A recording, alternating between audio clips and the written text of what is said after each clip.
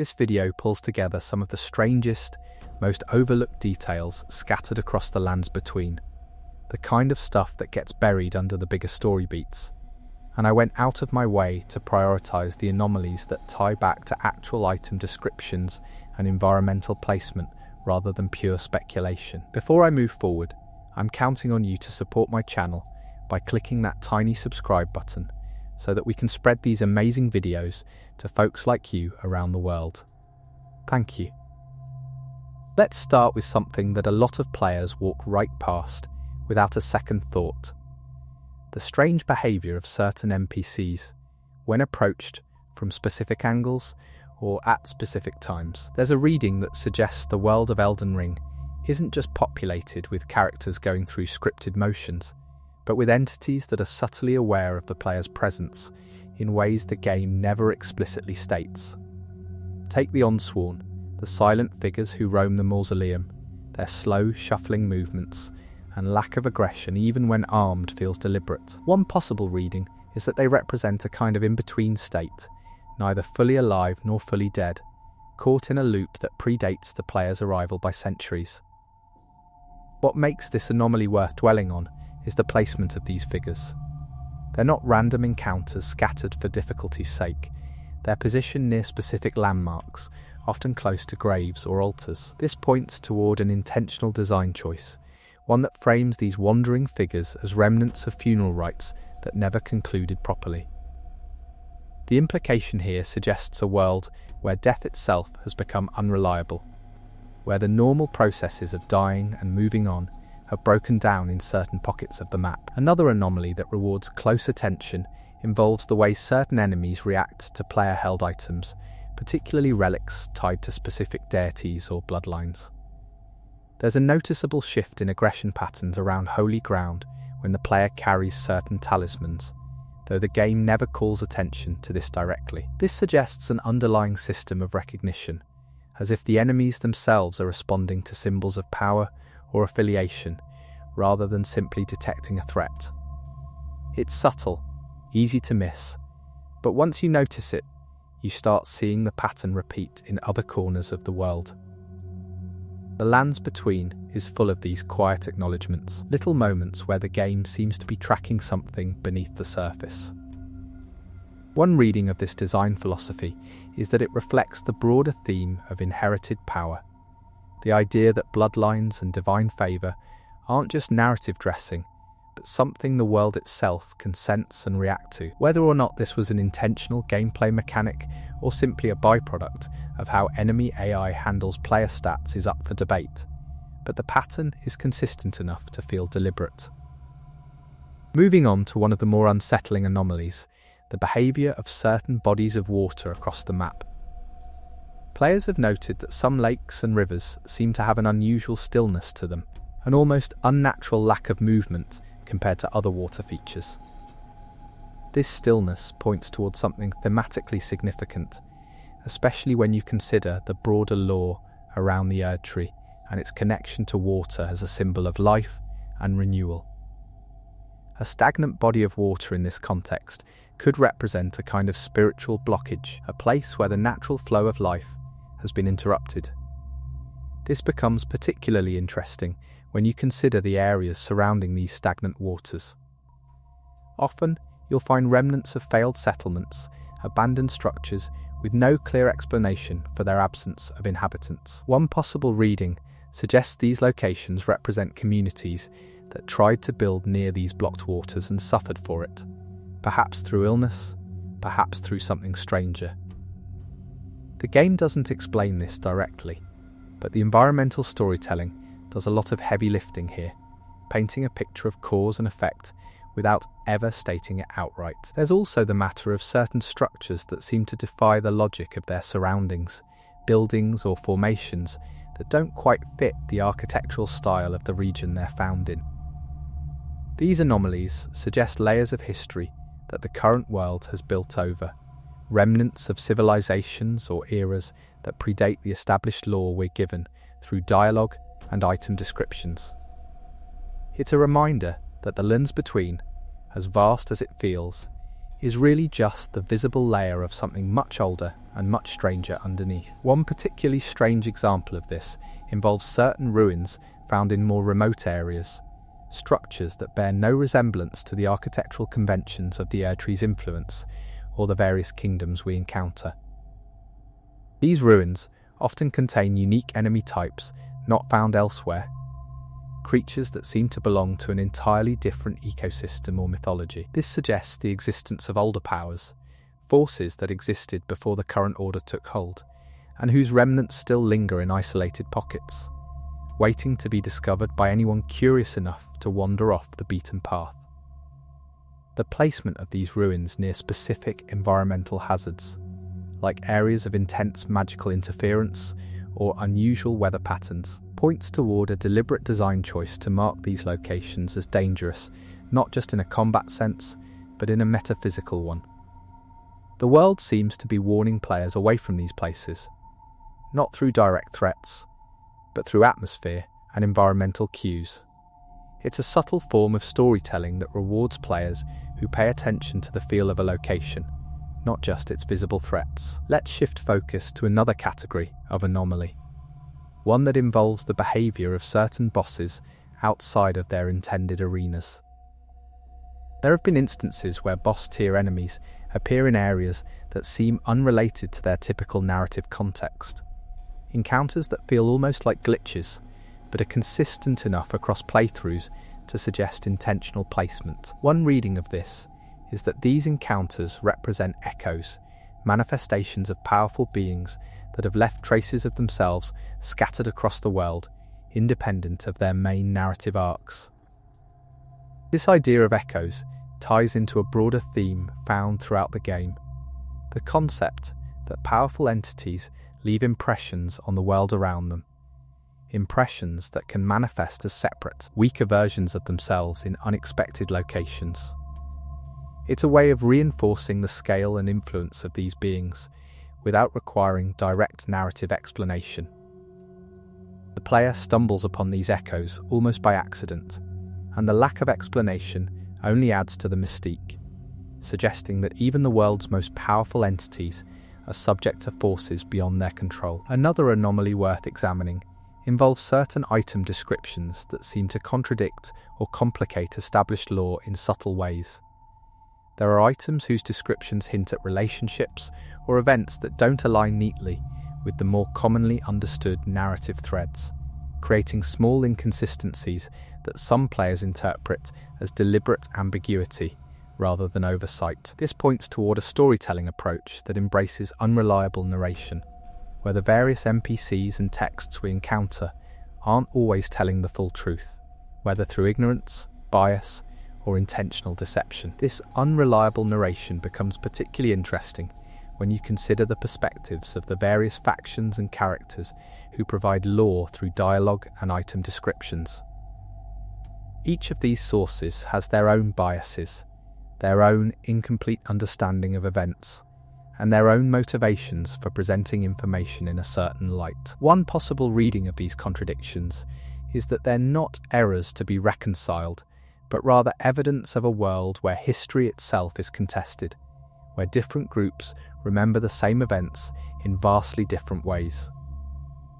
This approach to lore delivery suggests a deliberate choice to avoid a single authoritative narrative voice. Instead, the player is left to piece together a picture from fragments, each coloured by the perspective of whoever provided them. It's a structure that mirrors real historical research, where primary sources often conflict, and the truth has to be inferred through careful comparison and contextual analysis. The anomalies and contradictions aren't bugs in the system. They're features of a world built on layers of memory and myth. Continuing with this theme of fragmented history, there's an anomaly involving certain locations that seem to exist in multiple states simultaneously. Areas where the environment shifts depending on specific conditions or player actions, without any clear narrative explanation for why. These shifting locations suggest a kind of temporal instability, areas where the normal flow of time doesn't apply in the same way it does elsewhere. This ties into broader themes around the nature of time in the world, themes that are hinted at but never fully explained through traditional narrative means. One particularly notable example of this involves certain areas that seem to exist in a state of perpetual twilight or unusual lighting conditions, regardless of the in-game time of day. This points toward these locations being somehow disconnected from the normal passage of time, pockets of stillness or stagnation that mirror the thematic concerns around stagnant water and unmoving figures we discussed earlier. The consistency of this anomaly across different areas suggests it's not a technical limitation, but a deliberate atmospheric choice meant to convey something about the nature of these spaces. The idea of spaces existing outside normal time also connects to certain enemy types that seem out of place not just geographically, but temporally, creatures whose design and behaviour suggest they belong to an entirely different era of the world's history. These anachronistic enemies often appear in areas associated with the anomalies we've already discussed, reinforcing the idea that these locations represent breaks in the normal continuity of the world, places where the past and present overlap in unsettling ways. Let's talk about another anomaly that's easy to overlook: the behaviour of certain light sources across the map. There are areas where light behaves in ways that don't quite match standard environmental logic, sources of illumination that don't correspond to any visible origin, or shadows that fall in directions inconsistent with the apparent light sources. This suggests the presence of unseen forces, entities or phenomena that exist just outside the boundaries of normal perception, influencing the world in ways that are felt rather than directly observed. This idea of unseen influence ties into the broader mystery surrounding certain deities and cosmic forces referenced throughout the game's lore. Entities whose direct presence is never shown, but whose effects ripple outward into the visible world. The strange lighting anomalies could be read as manifestations of these unseen forces, subtle reminders that the world we're exploring is shaped by powers far beyond what we can directly perceive or understand. It's a way of building a sense of scale and mystery without resorting to direct exposition. Moving on, there's an anomaly involving certain sound design choices that seem to hint at the presence of entities or events that aren't visually represented. Players have reported hearing distant sounds, voices or musical cues in areas where no obvious source exists, sounds that seem to suggest activity happening just out of view. This points toward a world that's alive in ways the player can't always see, a world where things are happening on the periphery, hinted at through audio cues rather than direct visual confirmation. This approach to environmental storytelling through sound suggests a deliberate choice to make the world feel larger and more populated than what's directly visible, reinforcing the idea that the player's journey is just one thread in a much larger tapestry of events happening simultaneously across the lands between. The unseen sounds become a kind of invitation to imagine what else might be happening beyond the player's immediate perception, adding depth to the world without requiring additional content to be directly shown. Another category of anomaly involves certain item interactions that seem to produce unexpected or unexplained results, effects that don't align with the stated descriptions of the items involved. These anomalies often emerge from the complex interplay of different systems within the game, systems that weren't necessarily designed to interact in the ways players have discovered, but which produce results consistent enough to suggest underlying logic rather than pure randomness. One possible reading of these item interaction anomalies is that they represent a kind of hidden layer of the game's systems, a layer that reflects the underlying rules of the world's magic and physics in ways that aren't always explicitly communicated to the player. The fact that these interactions produce consistent results, even if unintended by the original design, suggests a coherent internal logic that governs how different elements of the world interact with each other, a logic that mirrors the way magic and divine power are described in the game's lore. This idea of hidden systemic logic connects to the broader theme of the lands between, as a place governed by rules that that aren't always visible or comprehensible to its inhabitants. Rules that operate beneath the surface of everyday life, but occasionally produce strange, unexpected effects when the right conditions align. The anomalies players discover through experimentation become a kind of practical demonstration of these underlying rules, even if the characters within the world itself might never fully understand or articulate them. Let's move to an anomaly involving certain areas that seem to be perpetually under construction or in a state of incomplete transformation. Locations where the environment looks like it's mid-transition between two states, without ever resolving into either. These half-formed areas suggest a world caught in the process of change. Areas where some kind of transformative event was interrupted or is still ongoing, its effects frozen at an intermediate stage. This points toward broader themes around transformation and incompleteness that run throughout the game's narrative. Themes related to the various characters and factions who are themselves caught between different states of being, whether that's the transition from human to something else, or the struggle between different ideologies and ways of life. The half-formed environments become a physical manifestation of these thematic concerns, spaces that embody the tension between what was, what is, and what might yet be. One particularly striking example of this involves certain structures that appear to be growing or evolving in ways that don't align with normal architectural logic. Buildings that seem to merge with organic elements, or structures whose purpose seems to shift depending on how they're approached or interacted with. These anomalies suggest a world where the boundary between the built and the natural, between the intentional and the organic, has become blurred in ways that reflect the broader collapse of traditional categories and distinctions within the game's narrative. This blurring of boundaries connects to the central themes around the Erdtree itself, an entity that represents both a natural and a constructed force, both a living being and a kind of cosmic infrastructure.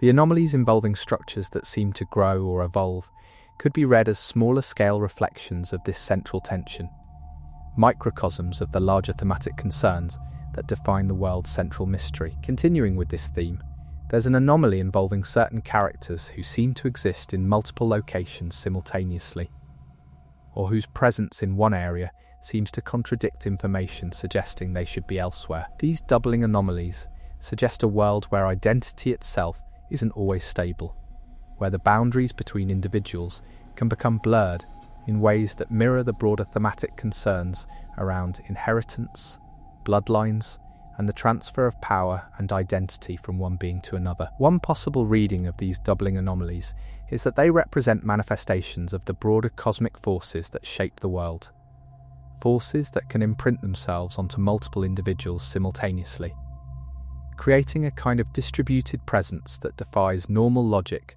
around individual identity. This ties into the broader themes around the nature of souls and consciousness within the game's lore, themes that suggest identity is more fluid and more subject to external influence than normal human experience would suggest. This fluidity of identity becomes particularly relevant when you consider the various transformations and possessions that occur throughout the narrative. Characters who become hosts for other entities, or whose original identity becomes subsumed by a larger cosmic force. The doubling anomalies could be read as smaller-scale examples of this same phenomenon, instances where the normal boundaries of individual identity have begun to break down, even if the full transformation hasn't yet occurred. Let's discuss an anomaly involving certain weather patterns that seem to be localized to specific areas, regardless of the broader environmental context. There are pockets of unusual weather, areas of persistent rain or unnatural fog that don't align with the climate of the surrounding region. This points toward these areas being somehow disconnected from the normal environmental systems of the world, pockets of disturbance that reflect deeper, unseen forces at work. One reading of these localized weather anomalies is that they represent areas where the boundary between the physical world and whatever lies beyond it has become thin, allowing influences from outside the normal world to bleed through and affect the local environment. This suggests the existence of other planes of existence or other dimensions, concepts that are hinted at throughout the game's lore, but never fully explained, and these weather anomalies become a kind of visible evidence of these unseen influences making themselves felt in the physical world. This idea of thin boundaries between different planes of existence connects to the broader mystery surrounding certain characters and locations associated with concepts like the frenzied flame, an entity often described in terms that suggest it exists outside normal reality, exerting influence on the world through subtle, often destructive means. The localized weather anomalies could be read as smaller-scale manifestations of this same kind of boundary-crossing influence, areas where something from outside has managed to seep through and leave its mark on the local environment. Moving on, there's an anomaly involving certain pathways or routes through the world that seem to lead to unexpected destinations, connections between areas that don't make geographical sense based on the broader map layout. These spatial anomalies suggest a world where normal geography doesn't always apply, where certain locations are connected through means that defy conventional logic. One possible reading of these spatial anomalies is that they represent remnants of an older, different geography, paths that made sense in a previous configuration of the world, but have since become disconnected from their original context, surviving as strange, illogical connections in the current map layout. This ties into broader themes around the world's history being layered and complex, with multiple eras leaving their mark on the current geography in ways that don't always align neatly with each other. This idea of layered geography also connects to certain locations that seem to exist in a kind of liminal space, areas that don't quite belong to any of the established regions, existing instead in the spaces between them. These liminal areas often contain unique content not found elsewhere, suggesting they represent a kind of overflow or excess, places where the normal rules of the world's geography break down and allow for content that doesn't fit neatly into the established regional identities.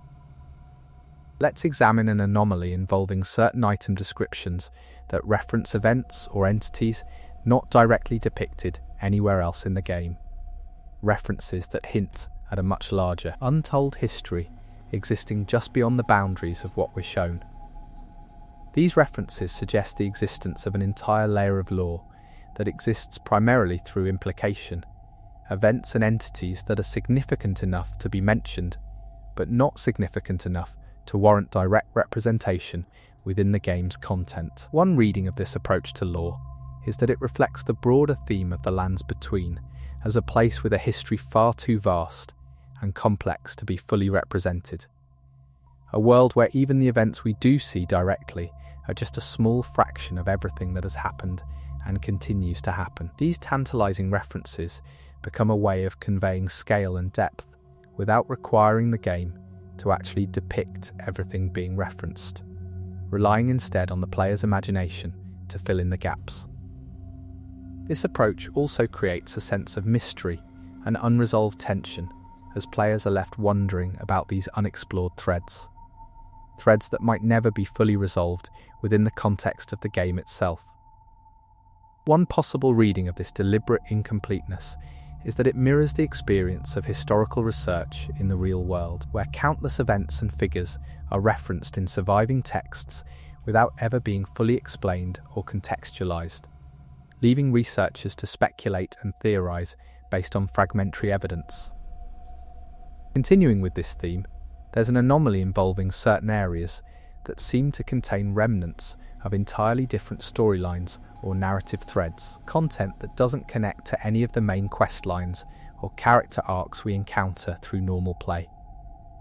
These orphan narrative elements suggest a world with a history of abandoned or unrealized possibilities, threads that were perhaps once more developed but have since been reduced to fragments, remnants of a larger, more complex narrative structure. One possible reading of these orphaned elements is that they represent evidence of the world's own history of change and revision, areas where previous configurations of the world's narrative have left traces, even as the overall story has shifted and evolved over time.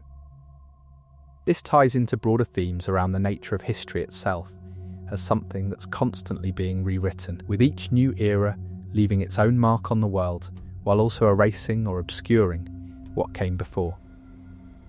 This idea of history as a palimpsest, layers of narrative written over each other, with traces of earlier versions still visible beneath the surface, connects to the broader thematic concerns around inheritance and succession that run throughout the game's story. Just as characters inherit power and identity from those who came before them, often imperfectly or incompletely, the world itself seems to inherit its current form from previous configurations, with anomalies representing the imperfect transitions between these different states. Let's discuss an anomaly involving certain enemy placements that seem deliberately designed to create specific emotional or atmospheric effects beyond simply providing combat challenges.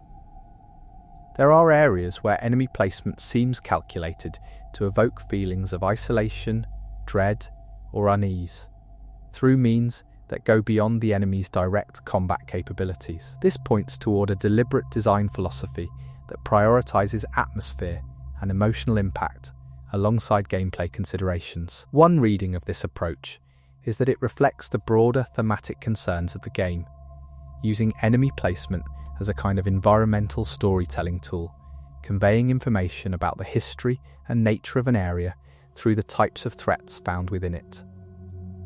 The presence of certain enemy types in certain locations becomes a kind of visual shorthand, communicating ideas about the area's history, its current state, and its thematic significance, without requiring direct exposition.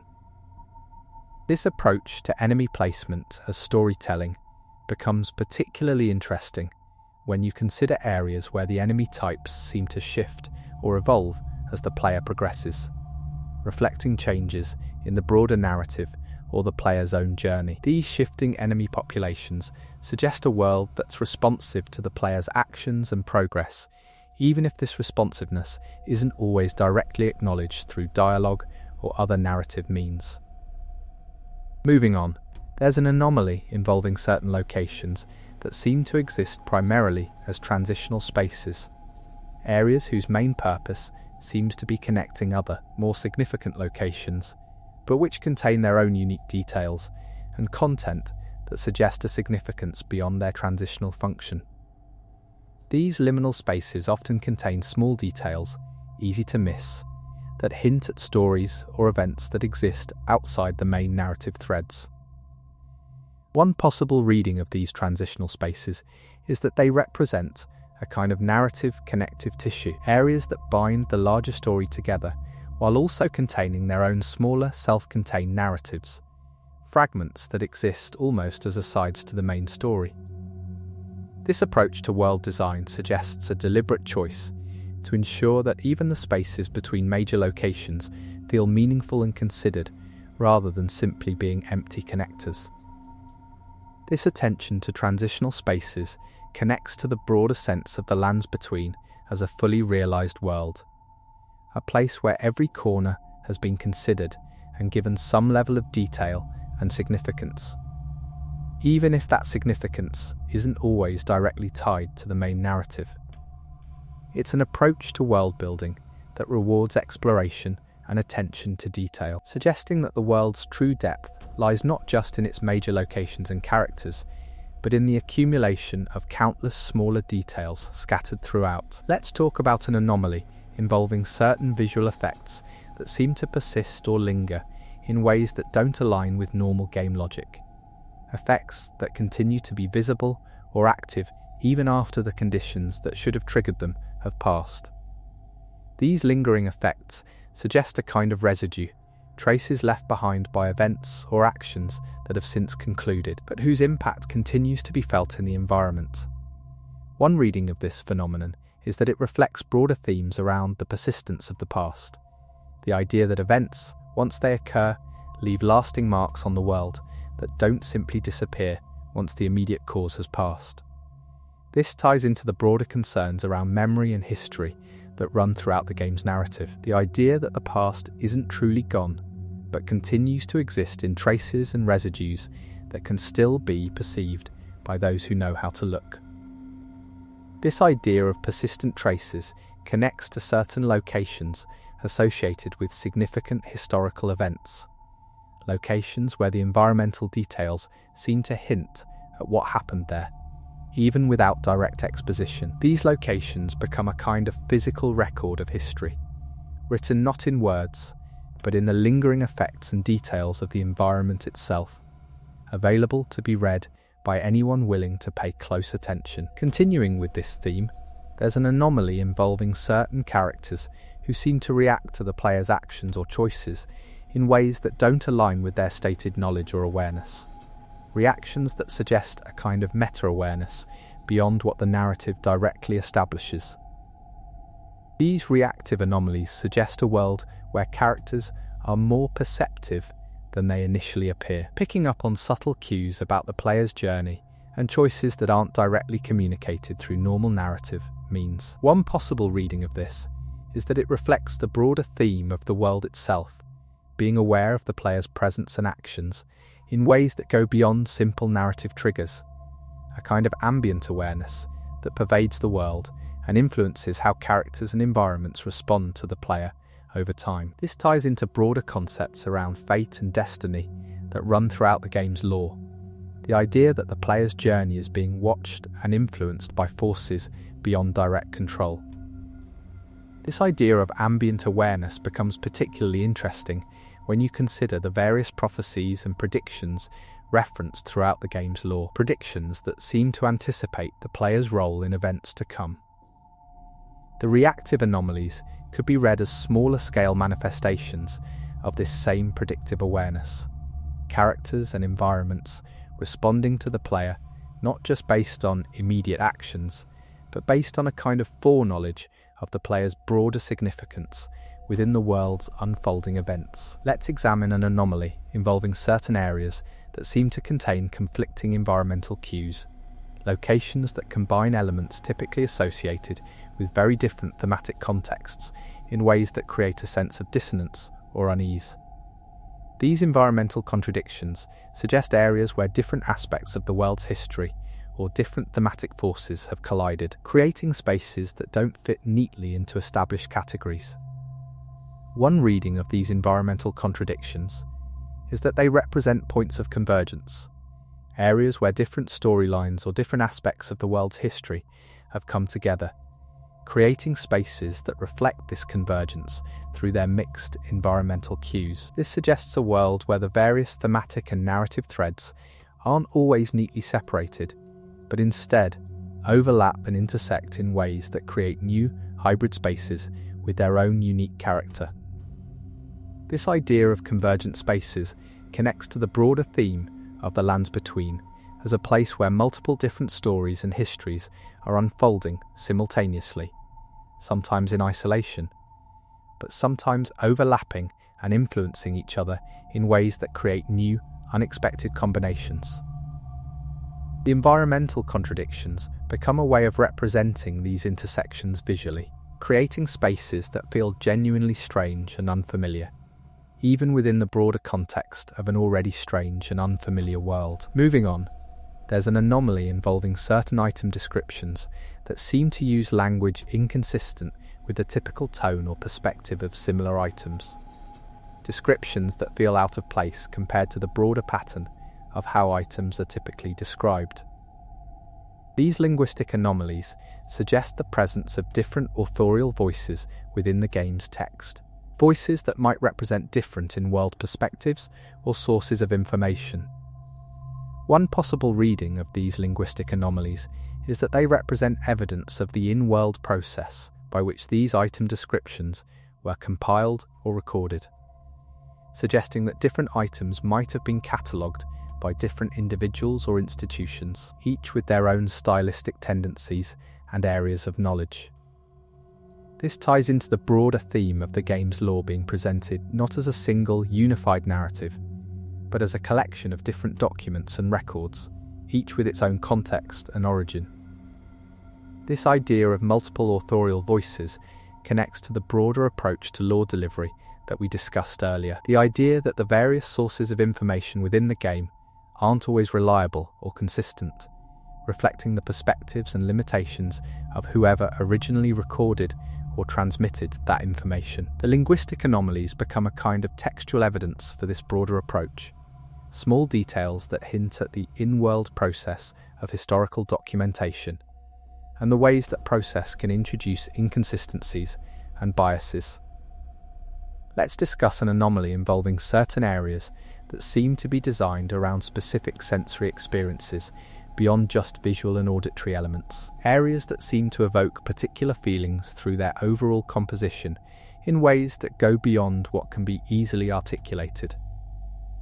These sensory anomalies suggest a level of design consideration that goes beyond conventional gameplay or narrative concerns, focused instead on creating specific emotional or psychological effects through the overall experience of being in a particular space. One reading of this approach is that it reflects a broader artistic philosophy that prioritizes the holistic experience of exploring the world, treating each location not just as a backdrop for gameplay or narrative events, but as an experience in its own right, with its own emotional and atmospheric identity. This suggests a level of craft that goes beyond what's strictly necessary for the game's narrative or mechanical functions, reflecting a commitment to creating a world that feels genuinely immersive and emotionally resonant.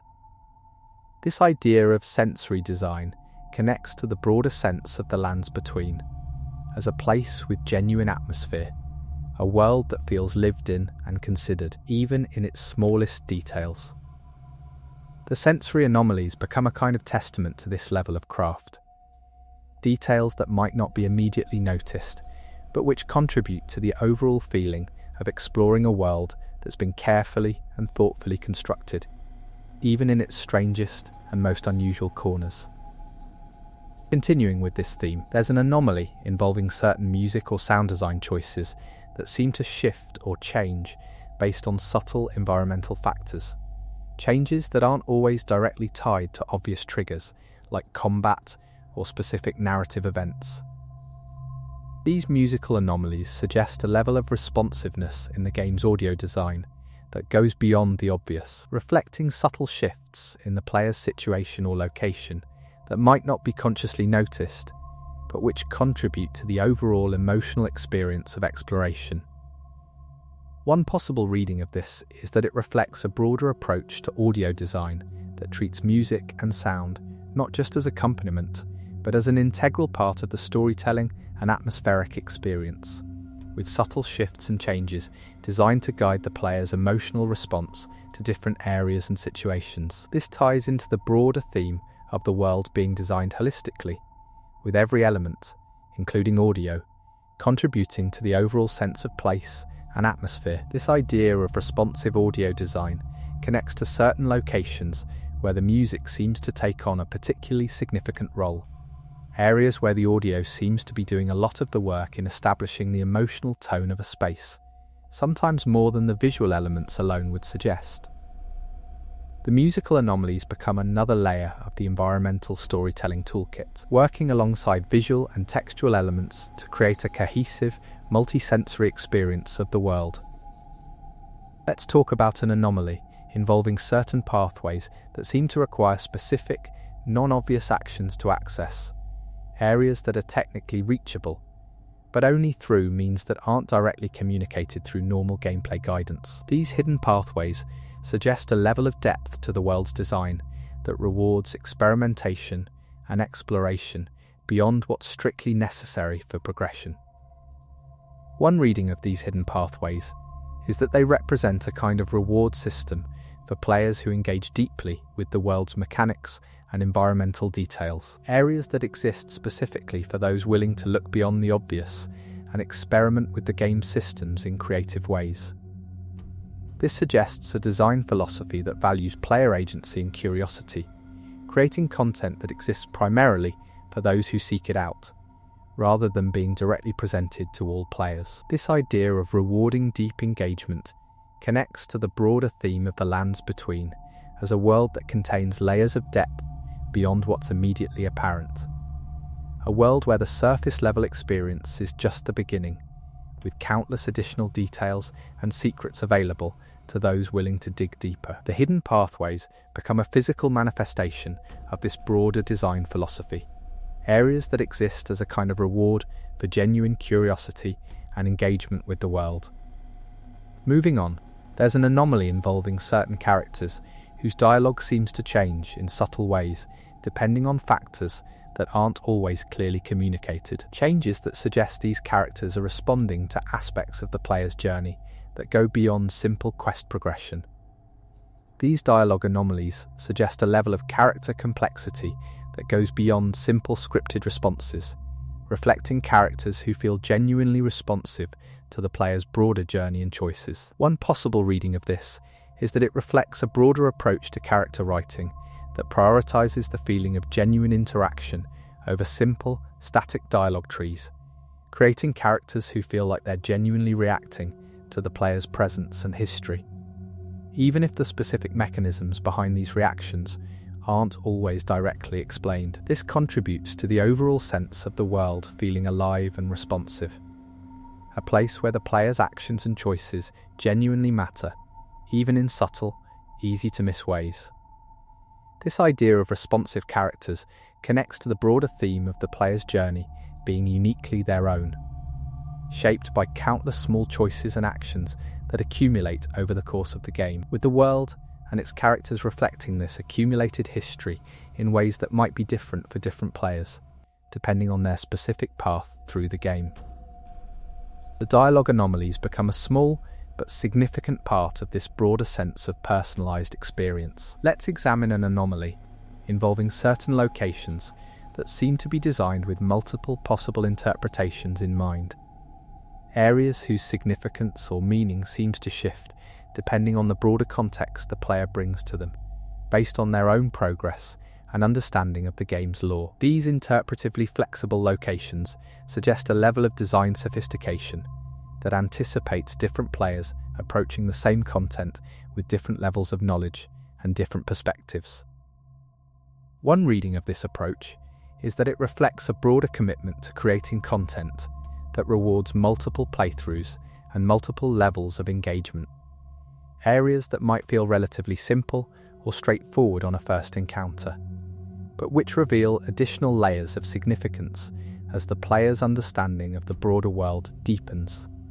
This suggests a design philosophy that values long-term engagement and replayability, creating content that continues to offer new insights even after initial exploration. This idea of interpretively flexible design connects to the broader theme of the game's lore, being something that rewards ongoing engagement and community discussion, with different players bringing different perspectives and pieces of knowledge that, when combined, create a richer understanding of the world than any individual player might achieve alone.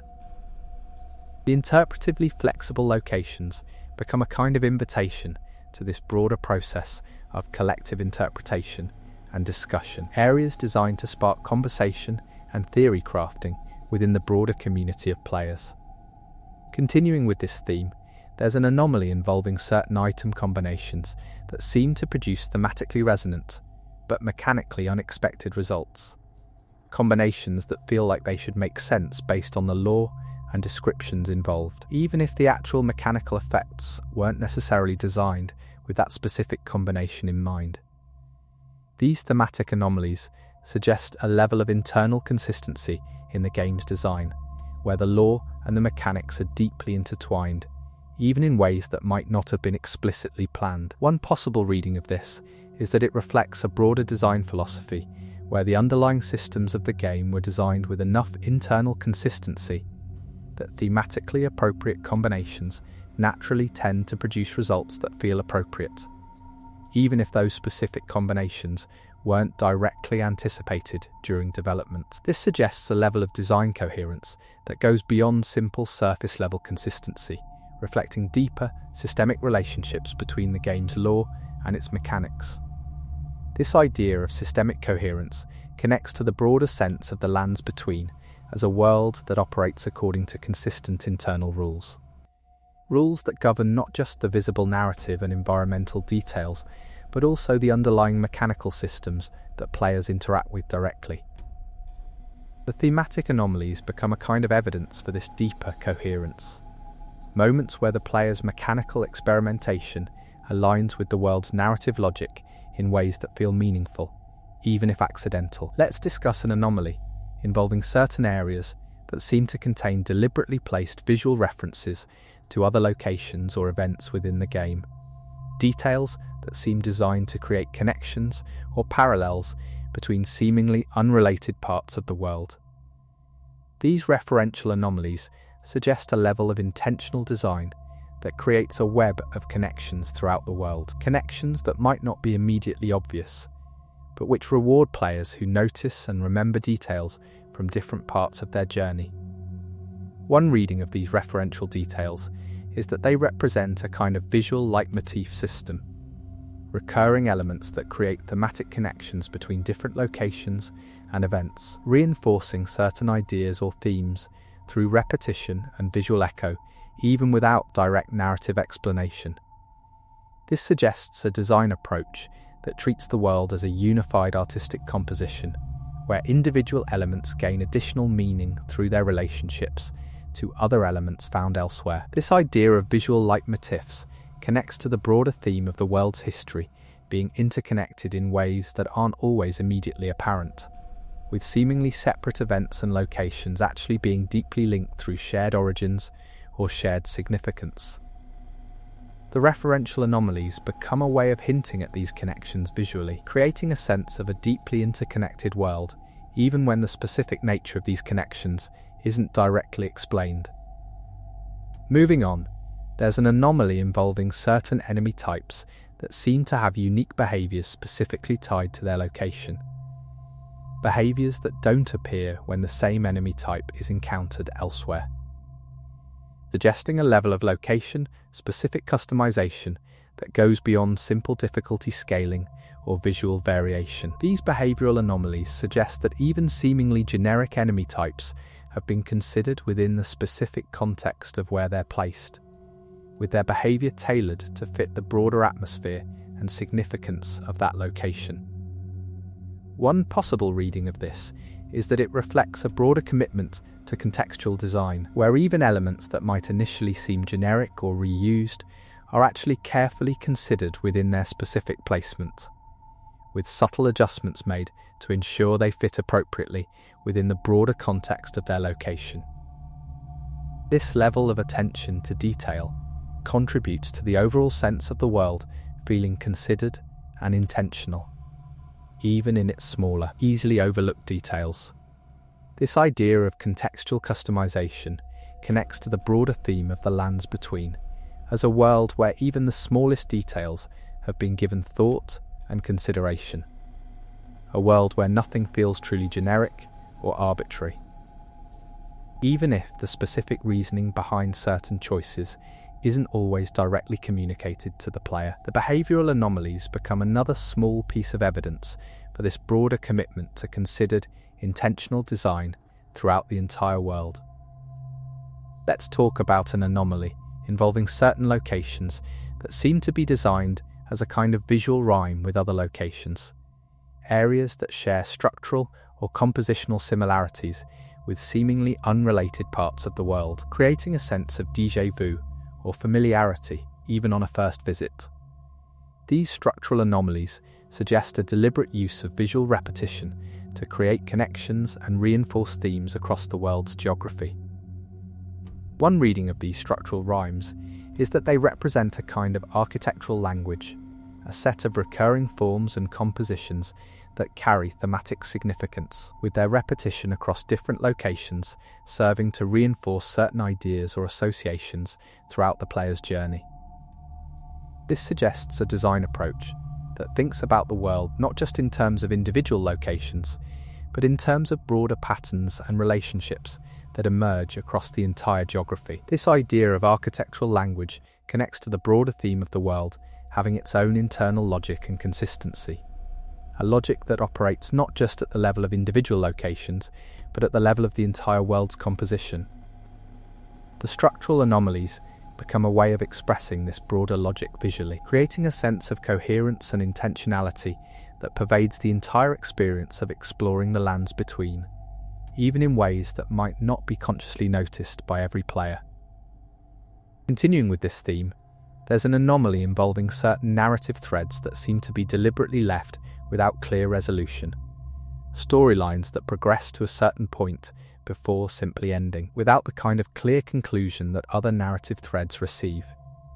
These unresolved anomalies suggest a deliberate choice to embrace ambiguity and incompleteness as part of the broader storytelling approach, rather than viewing every narrative thread as something that needs to be neatly tied up. One possible reading of this approach is that it reflects the broader theme of the world itself being a place of ongoing, unresolved conflicts and tensions, a world where not every story reaches a satisfying conclusion, mirroring the messy, often inconclusive nature of real history and real human experience. This suggests a level of thematic maturity in the storytelling approach, one that's willing to leave certain things unresolved because that unresolved quality is itself meaningful. This idea of deliberate incompleteness connects to the broader sense of the lands between, as a world that continues to exist beyond the boundaries of the player's direct experience. A world where countless other stories are unfolding, some of which the player might glimpse fragments of without ever seeing them through to a conclusion.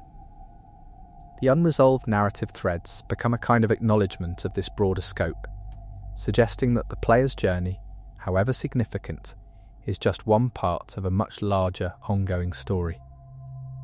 Let's examine an anomaly involving certain visual details that seem to suggest scale or distance inconsistent with the actual playable space. Areas where the visible landscape implies a much larger or more extensive world than what's directly accessible. These scale anomalies suggest a deliberate choice to create a sense of a world that extends beyond its playable boundaries, even if those extended areas aren't directly explorable. One reading of this approach is that it reflects a broader commitment to creating a sense of genuine scale and existence beyond the player's direct experience, using visual cues to suggest that the world continues beyond what's immediately accessible, even if the technical limitations of the game mean that not every visible area can be directly explored. This contributes to the overall sense of the lands between as a genuinely vast and complete world, rather than simply a collection of playable areas connected by loading screens. This idea of suggested scale connects to the broader theme of the world having a genuine sense of geography and place. A world that feels like it exists as a complete, coherent space, even if the player's direct experience is necessarily limited to certain accessible areas. The scale anomalies become a way of reinforcing this sense of broader existence, hints of a world that continues beyond the edges of what the player can directly explore, contributing to the overall sense of immersion and believability. Moving on, there's an anomaly involving certain item descriptions that seem to reference specific numerical details or measurements that don't directly correspond to anything visible within the game. Numbers that seem significant, but whose significance isn't directly explained. These numerical anomalies suggest the presence of additional layers of meaning embedded within the game's text, layers that might require external research or community collaboration to fully understand. One possible reading of this is that it reflects a broader approach to lore design that anticipates and rewards community engagement, embedding details that individual players might not be able to fully decode on their own, but which become meaningful when considered alongside the broader community's collective research and discussion. This suggests a design philosophy that views the game's lore not as something to be consumed in isolation, but as something that gains additional meaning through collaborative interpretation. This idea of community-oriented design connects to the broader cultural phenomenon around games like this, where dedicated communities form around the process of researching, discussing, and theorizing about the game's lore, often uncovering connections and details that individual players might never notice on their own. The numerical anomalies become a kind of acknowledgement of this broader community process, details embedded with the expectation that they'll eventually be noticed and discussed by the broader player base, even if their full significance might take time to emerge. Let's discuss an anomaly involving certain areas that seem to contain visual cues suggesting recent activity or habitation, despite appearing otherwise abandoned or inaccessible to normal traffic. These habitation anomalies suggest the presence of unseen inhabitants, beings who might be using these spaces in ways that don't directly intersect with the player's experience, existing on the periphery of the visible world. One reading of these habitation cues is that they represent evidence of the broader population of the lands between continuing to exist and go about their business, even in areas the player doesn't directly witness, reinforcing the idea that the world continues to function and exist independently of the player's specific journey and observations. This contributes to the overall sense of the world as a living, breathing space, rather than simply a static backdrop for the player's adventures. This idea of unseen inhabitants connects to the broader theme of the lands between, as a place still containing remnants of its former population, even after the cataclysmic events that have shaped its current state.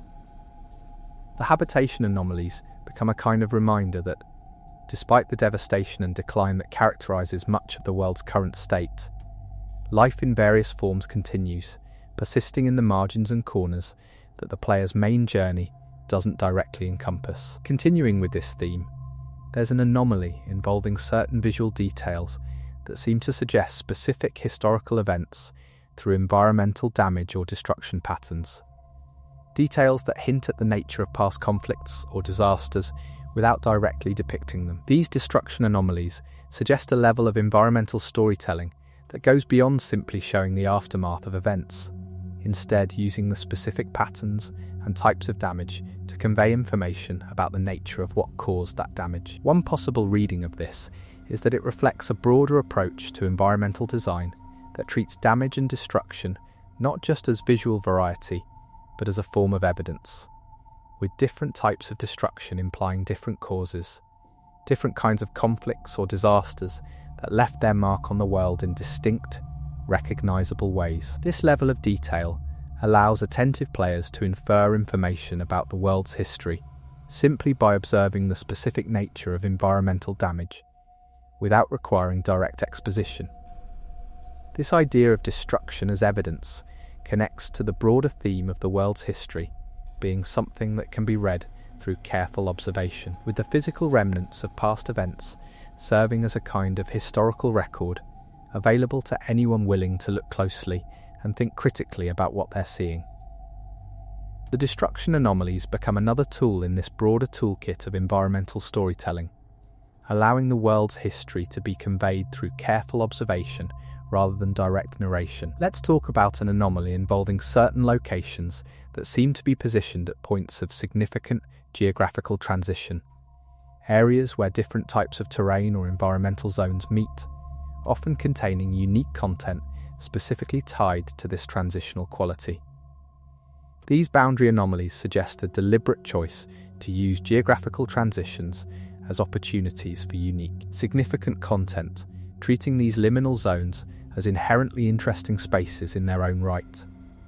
One reading of this approach is that it reflects a broader thematic interest in boundaries and transitions, themes that connect to the broader narrative concerns around characters and forces that exist at the boundaries between different states, whether that's the boundary between life and death, between human and something else, or between different eras of history.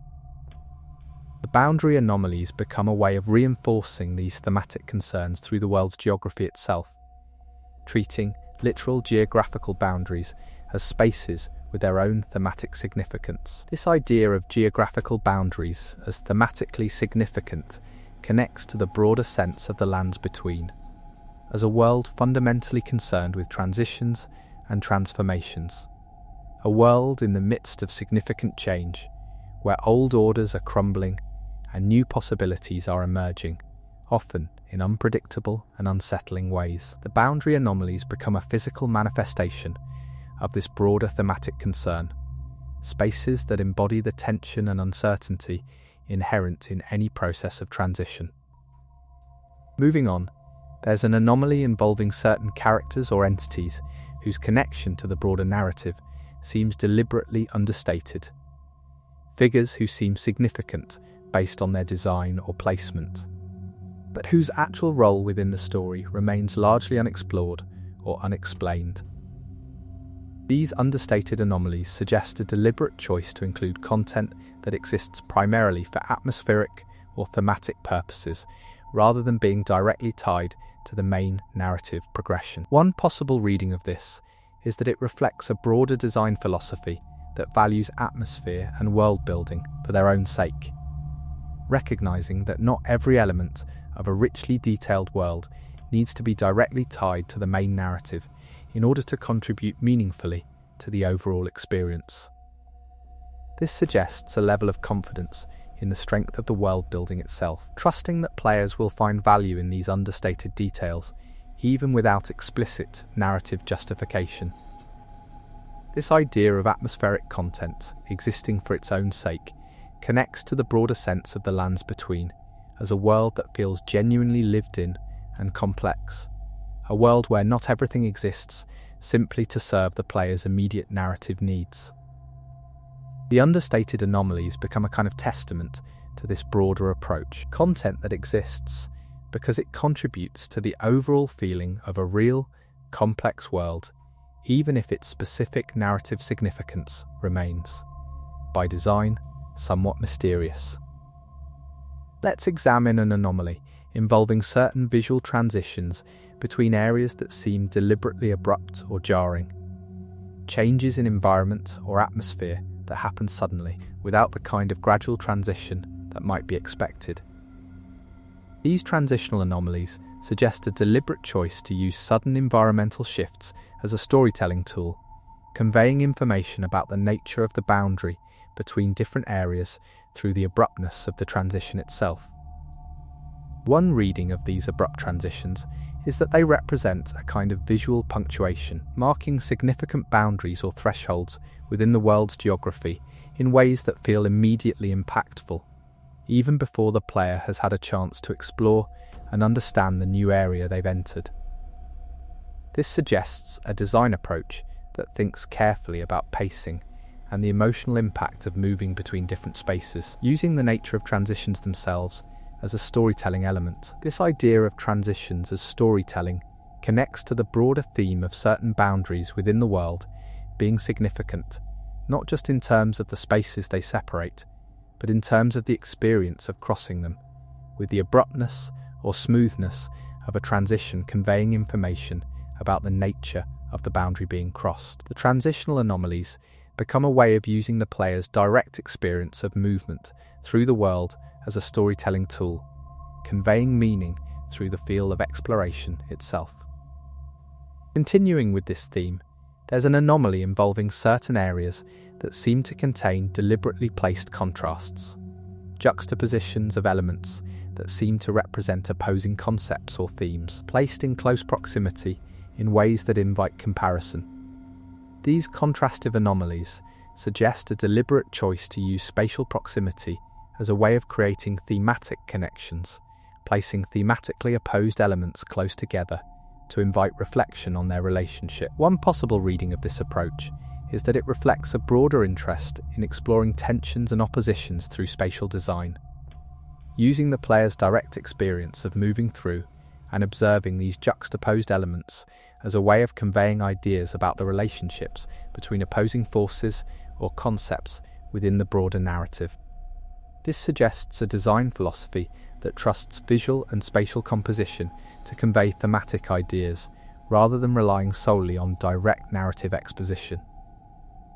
This idea of spatial juxtaposition connects to the broader theme of the lands between, as a world defined by significant tensions and oppositions between different factions, different ideologies, different approaches to power and existence. The contrastive anomalies become a way of representing these broader tensions through the world's physical composition, creating spaces that embody the central conflicts and questions that drive the broader narrative, even without direct verbal articulation of these themes. Let's discuss an anomaly involving certain locations that seem to be designed with specific viewing angles or vantage points in mind. areas where the most significant visual details are only fully appreciable from certain positions, suggesting a level of intentional composition that goes beyond simply populating a space with content. These compositional anomalies suggest a deliberate choice to think about the world not just in terms of what exists within it, but in terms of how that content is experienced and viewed by the player. One reading of this approach is that it reflects a broader artistic sensibility, treating the world not just as a functional space for gameplay, but as a series of compositions to be experienced visually, with careful consideration given to how the player's perspective and movement through the space will shape their experience of its content. This suggests a level of craft that draws on broader artistic traditions around composition and visual storytelling, applied to the specific context of an explorable, three-dimensional world. This idea of compositional design connects to the broader sense of the lands between as a world that rewards not just exploration, but genuine attention and appreciation. A world where simply moving through space and taking the time to look, to find the right angle or vantage point, can reveal additional layers of beauty or significance that might otherwise be missed. The compositional anomalies become an invitation to slow down, to engage with the world not just as a space to be traversed, but as a series of experiences to be appreciated. Moving toward the conclusion of this exploration, there's an anomaly involving certain elements that seem to exist specifically to reward players who have engaged extensively with the broader community discussion and theory crafting around the game's lore.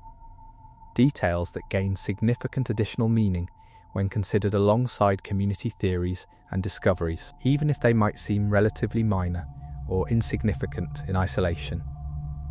These community-resonant anomalies suggest a design approach that anticipates and values the broader cultural conversation that develops around the game.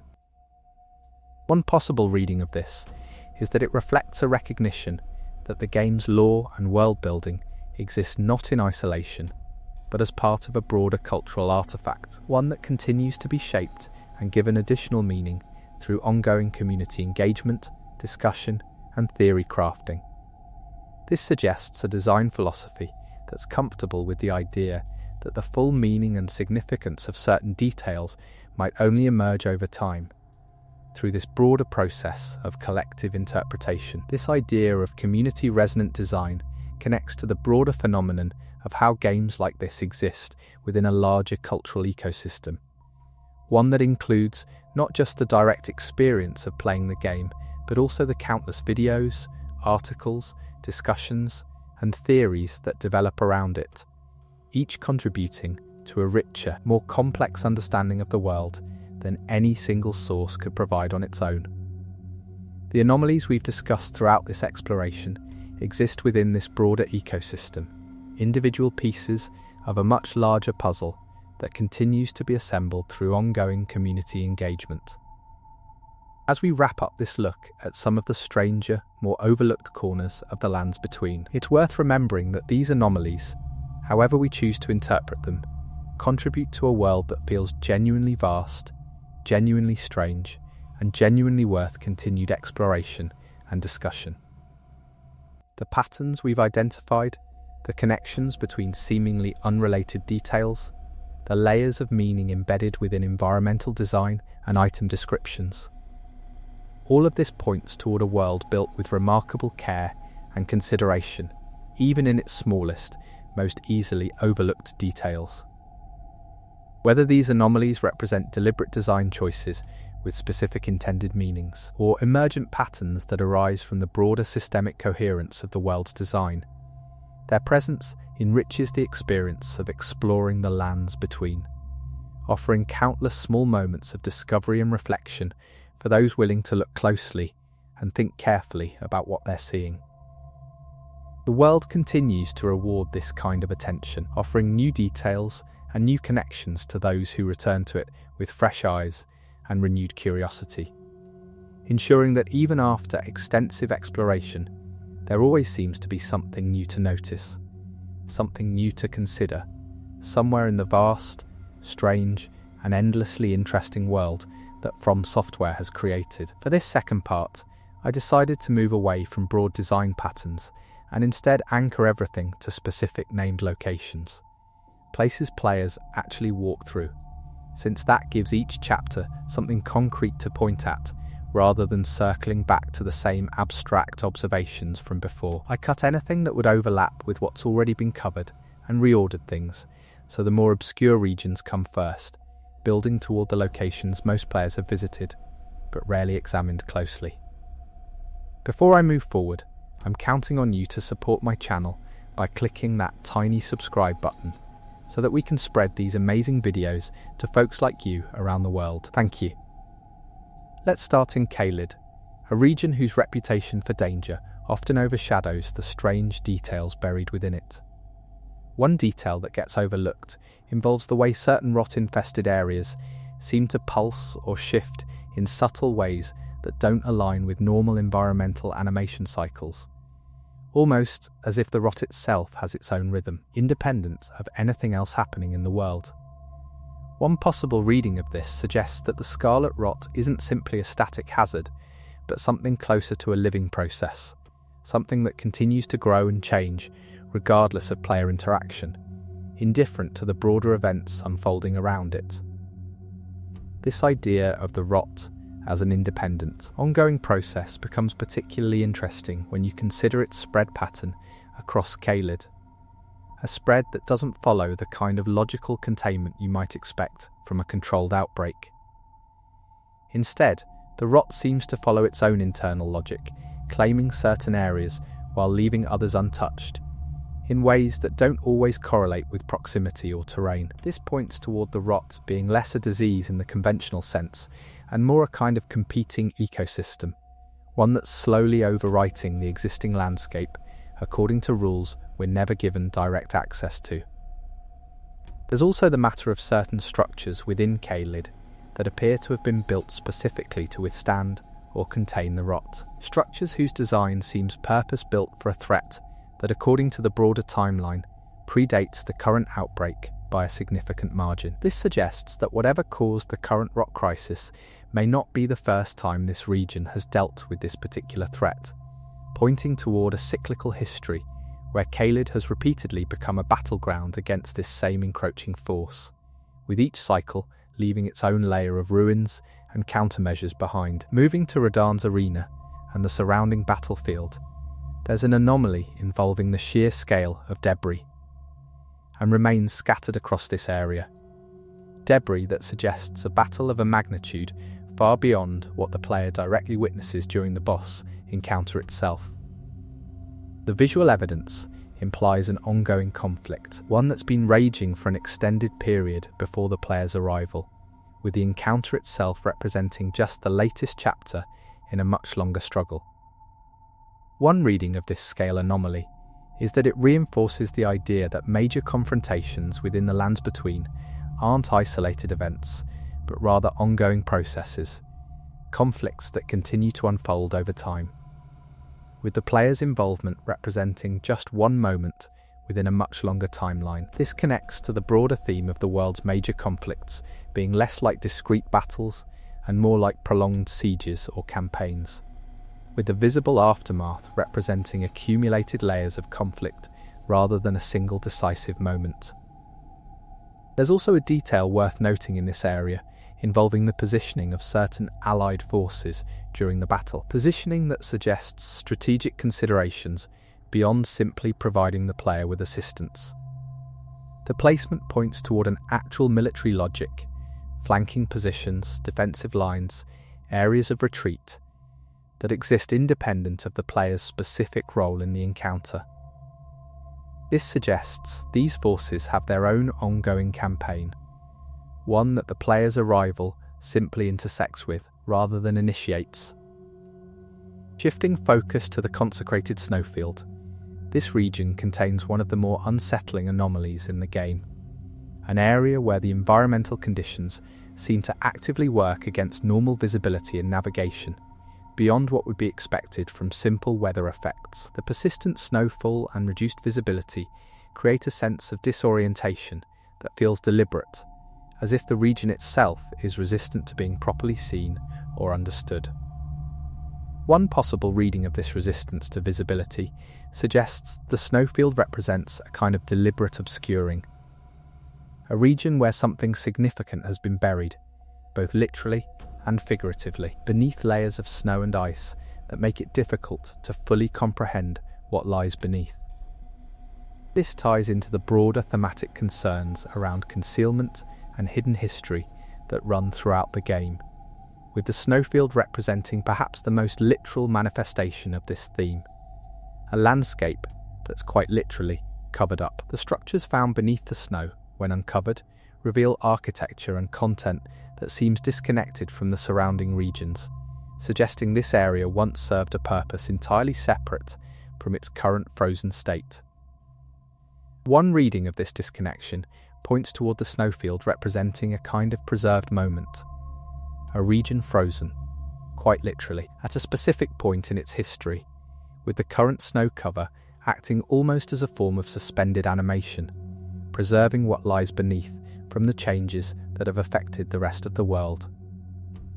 There's a particular anomaly within this region involving certain visual details that seem to suggest the snow itself isn't entirely natural, with patterns and formations that don't quite match what you'd expect from normal weather accumulation.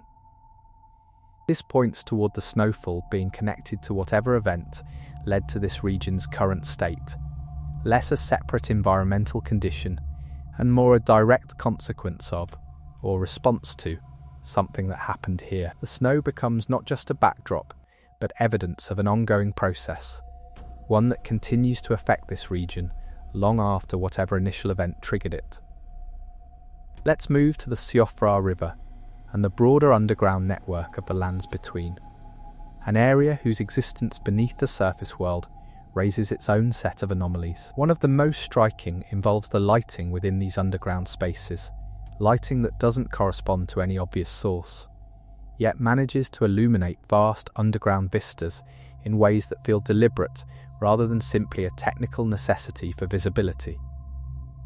One reading of this underground illumination suggests these spaces aren't simply caves or tunnels in the conventional sense, but rather represent a kind of inverted world, one that mirrors the surface in certain ways while operating according to its own distinct rules, including its own light sources that don't need to correspond to anything as straightforward as sunlight.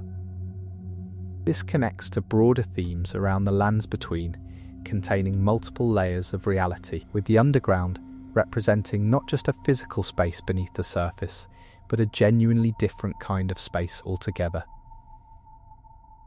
The presence of ancient ruins within these underground spaces, ruins that predate much of what exists on the surface, points toward the underground representing an older layer of the world's history, a foundation upon which the current surface world has been built.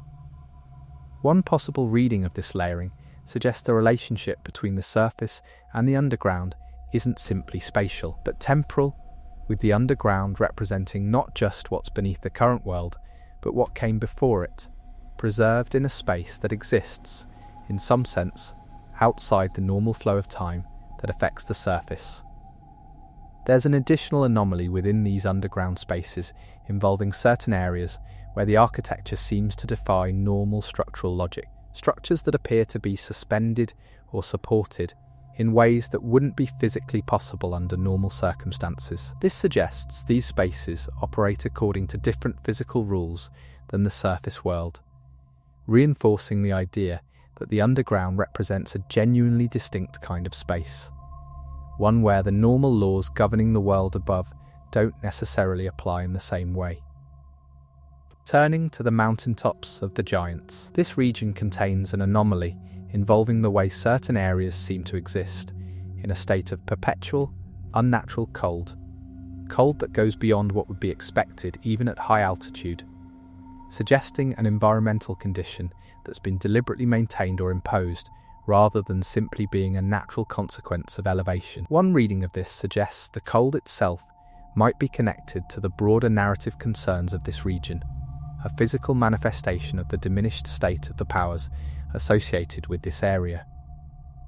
This idea of imposed environmental conditions connects to certain structures found within this region, structures whose design suggests they were built to withstand conditions that, according to the broader timeline, may not have always existed in their current extreme form.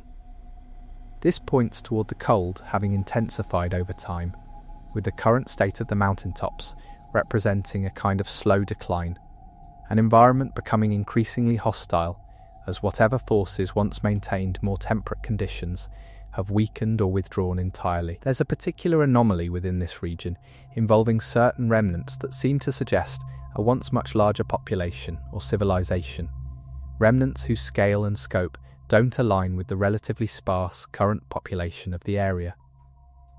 One possible reading of this points toward the mountaintops once supporting a significantly larger civilization, one that's since been reduced to scattered remnants, with the harsh current conditions representing both a cause and consequence of this decline. An environment that's become increasingly inhospitable as the civilization that once thrived here has diminished.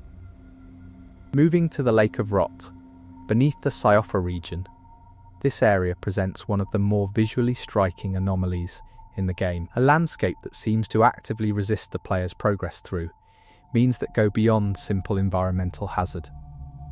The visual design of this area, with its sickly coloration and oppressive atmosphere, creates a sense that the space itself is hostile to the player's presence in a way that feels almost personal. One reading of this hostility suggests the Lake of Rot represents a kind of concentrated manifestation of the broader rot phenomenon discussed earlier, not simply an area affected by rot, but a space that has become, in some sense, rot itself, a region where the boundary between environment and affliction has completely dissolved. This connects to the broader theme of the rot as an independent, ongoing process, with this lake representing perhaps its most advanced or concentrated form within the explorable world. The presence of certain structures within this lake, structures that seem partially dissolved or consumed by the surrounding rot, points toward this area having once served a different purpose before being overtaken by its current condition. One possible reading suggests this location may have once been significant for entirely different reasons, perhaps connected to whatever underground civilization built the surrounding ruins before the rot's advance transformed it into its current state, erasing whatever its original purpose might have been beneath layers of corruption. Let's discuss Lendel, the royal capital, and an anomaly involving the way certain areas of the city seem to exist in different states, depending on when they're visited, with the later, altered version of the capital revealing details and areas that weren't accessible or visible in its earlier state. This transformation goes beyond simple environmental damage, suggesting a more fundamental shift in the nature of the space itself. One reading of this transformation points toward the capital existing in a kind of superimposed state even before its visible alteration, with the later version not so much creating new spaces as revealing spaces that were, in some sense, always present, but obscured or inaccessible until the triggering event occurred. This connects to broader themes around hidden layers of reality within the lands between, with the capital representing perhaps the most dramatic example of a location whose true nature only becomes apparent once certain conditions are met. There's an anomaly within the altered capital involving certain areas where the golden, ash-like covering that defines this transformed state seems to interact with the environment in ways that suggest it's not simply a visual effect, but something with its own physical properties, affecting how certain structures and pathways behave. This points toward the transformation, representing not just a change in appearance, but a genuine alteration of the space's underlying nature, with the golden covering representing a tangible substance with its own rules and behaviours, rather than simply a stylistic indicator of the city's fall. The positioning of certain enemies within the transformed capital, enemies that seem specifically tied to this altered state rather than appearing in the earlier version, suggests these entities are connected to whatever process caused the transformation, perhaps representing manifestations of that process itself, given physical form. One possible reading suggests these enemies aren't simply additional threats placed within the altered city, but rather represent the transformation itself made manifest, beings that exist specifically because of, and as part of, whatever change has occurred. Turning to Stormvale Castle, one of the earliest major locations players encounter, there's an anomaly involving the way certain areas of the castle seem designed to convey a sense of recent habitation, despite the broader narrative suggesting this stronghold has been cut off and isolated for an extended period. Details like maintained fires, positioned guards, and active defences suggest an ongoing functional society existing within this supposedly isolated location. One reading of this apparent contradiction suggests the castle's isolation isn't as complete as the broader narrative implies, with the inhabitants having maintained a functional, self-sufficient society despite their cut-off status. This points toward a theme of resilience and adaptation, communities finding ways to continue functioning even when isolated from the broader world, maintaining their own internal order and routines, regardless of their disconnection from external events. There's a particular anomaly within this castle involving certain areas that seem to be designed around specific defensive considerations that don't align with the threats the player actually encounters. Defensive positions and structures that seem prepared for a different kind of assault than what the castle's current inhabitants face. This suggests the castle's defences were originally designed with different threats in mind, threats from an earlier period in the castle's history, with the current inhabitants having inherited these defensive structures without necessarily understanding or addressing their original purpose. The presence of certain areas within the castle that seem disconnected from its current function. Spaces that don't align with the castle's role as a military stronghold points toward this location having served multiple purposes throughout its history, with its current militarized state representing just one layer of a much longer, more varied history. One possible reading suggests these disconnected spaces represent remnants of the castle's earlier function, perhaps as a more ceremonial or administrative centre, before circumstances necessitated its transformation into the heavily fortified position the player encounters. Let's move to the Academy of Raya Lucaria, an institution whose current state presents an anomaly involving the relationship between its scholarly purpose and its current militarized, defensive posture. The presence of significant magical defenses and hostile inhabitants within what was presumably once a center of learning suggests a transformation, one that's left traces of the Academy's original purpose alongside its current defensive function. One reading of this transformation suggests the Academy's current state represents a kind of fortress mentality, a once open institution that's become closed off and defensive, perhaps in response to external threats, perhaps due to internal conflicts that have left the institution wary of outside contact. This connects to broader themes around institutions that have become insular and defensive, prioritizing self-preservation over their original purpose.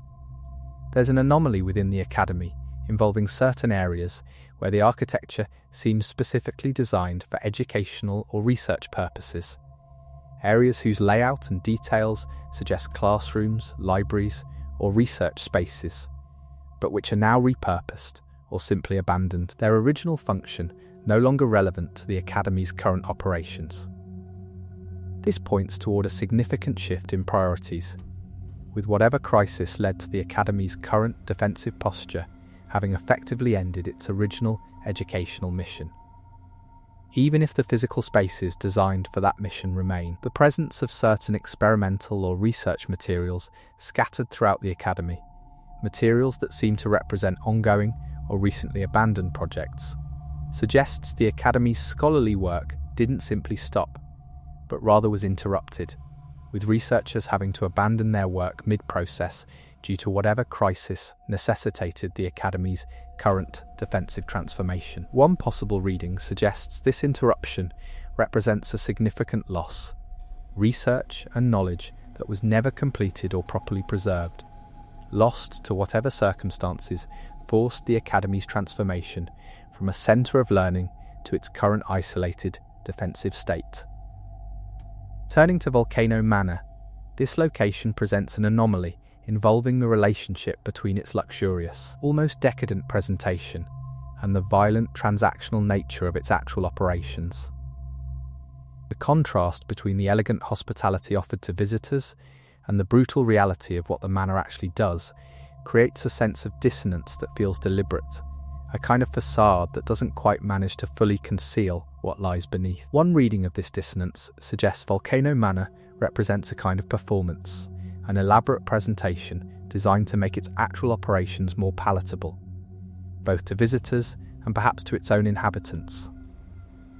This connects to broader themes around the way power often operates through elaborate justifications and presentations, with the manor representing a particularly stark example of this dynamic, violence and exploitation wrapped in the trappings of civility and hospitality.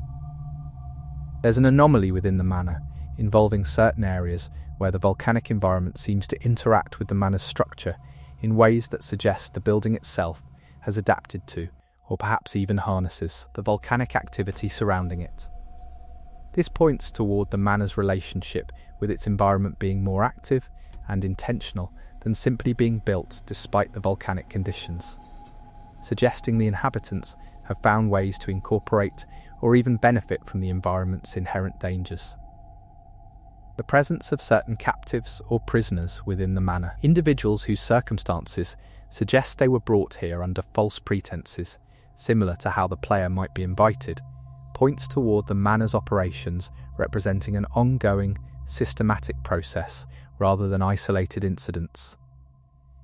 One possible reading suggests this represents a kind of recruitment or harvesting operation, with the elaborate hospitality serving as a lure, drawing in individuals who possess whatever qualities the manor's operations require, with the player's own experience representing just the latest iteration of an established pattern.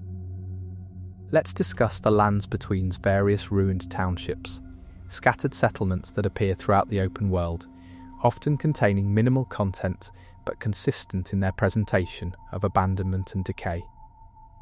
There's an anomaly in how these settlements are positioned, often near significant landmarks or pathways, suggesting they once served practical purposes related to travel and trade throughout the region, purposes that have since become irrelevant as the broader infrastructure of the lands between has collapsed.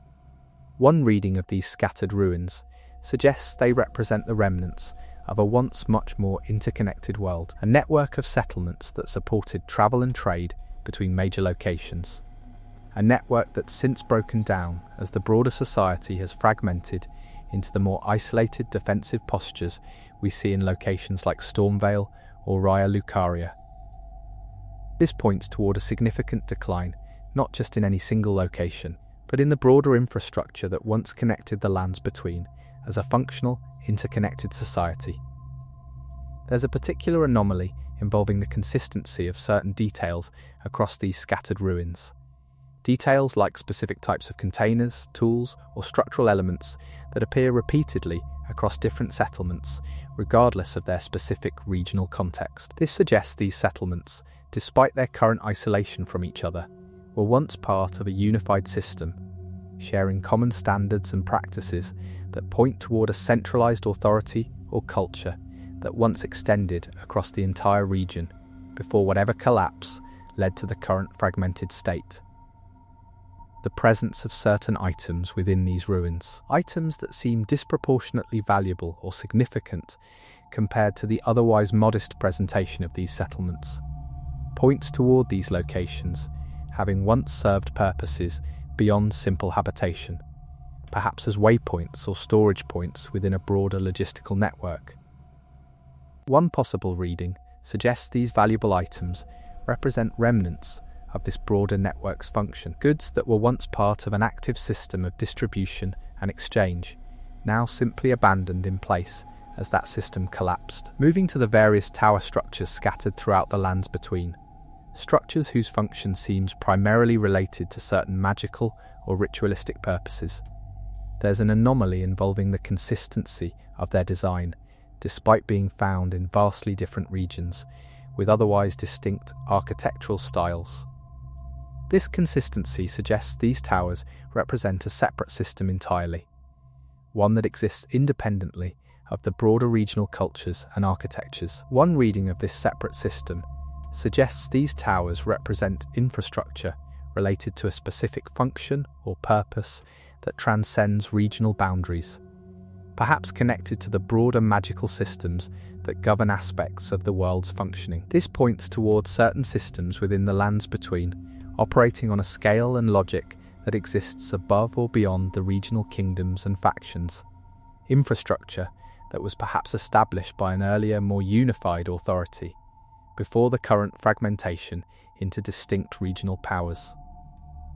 There's an anomaly involving the specific positioning of these towers, positioning that often seems to correspond to significant geographical or magical features, suggesting these structures weren't placed arbitrarily, but according to a deliberate system that takes into account broader environmental or magical considerations. One possible reading suggests this positioning represents evidence of a sophisticated understanding of the world's underlying magical geography, an understanding that may have been more complete in earlier eras than it is for the current inhabitants of the lands between, who seem to interact with these structures without necessarily understanding the broader system they're part of. The presence of certain guardian entities specifically tied to these towers, entities that seem disconnected from the broader regional populations, and instead seem dedicated solely to maintaining or protecting these structures, points toward these towers having their own independent system of maintenance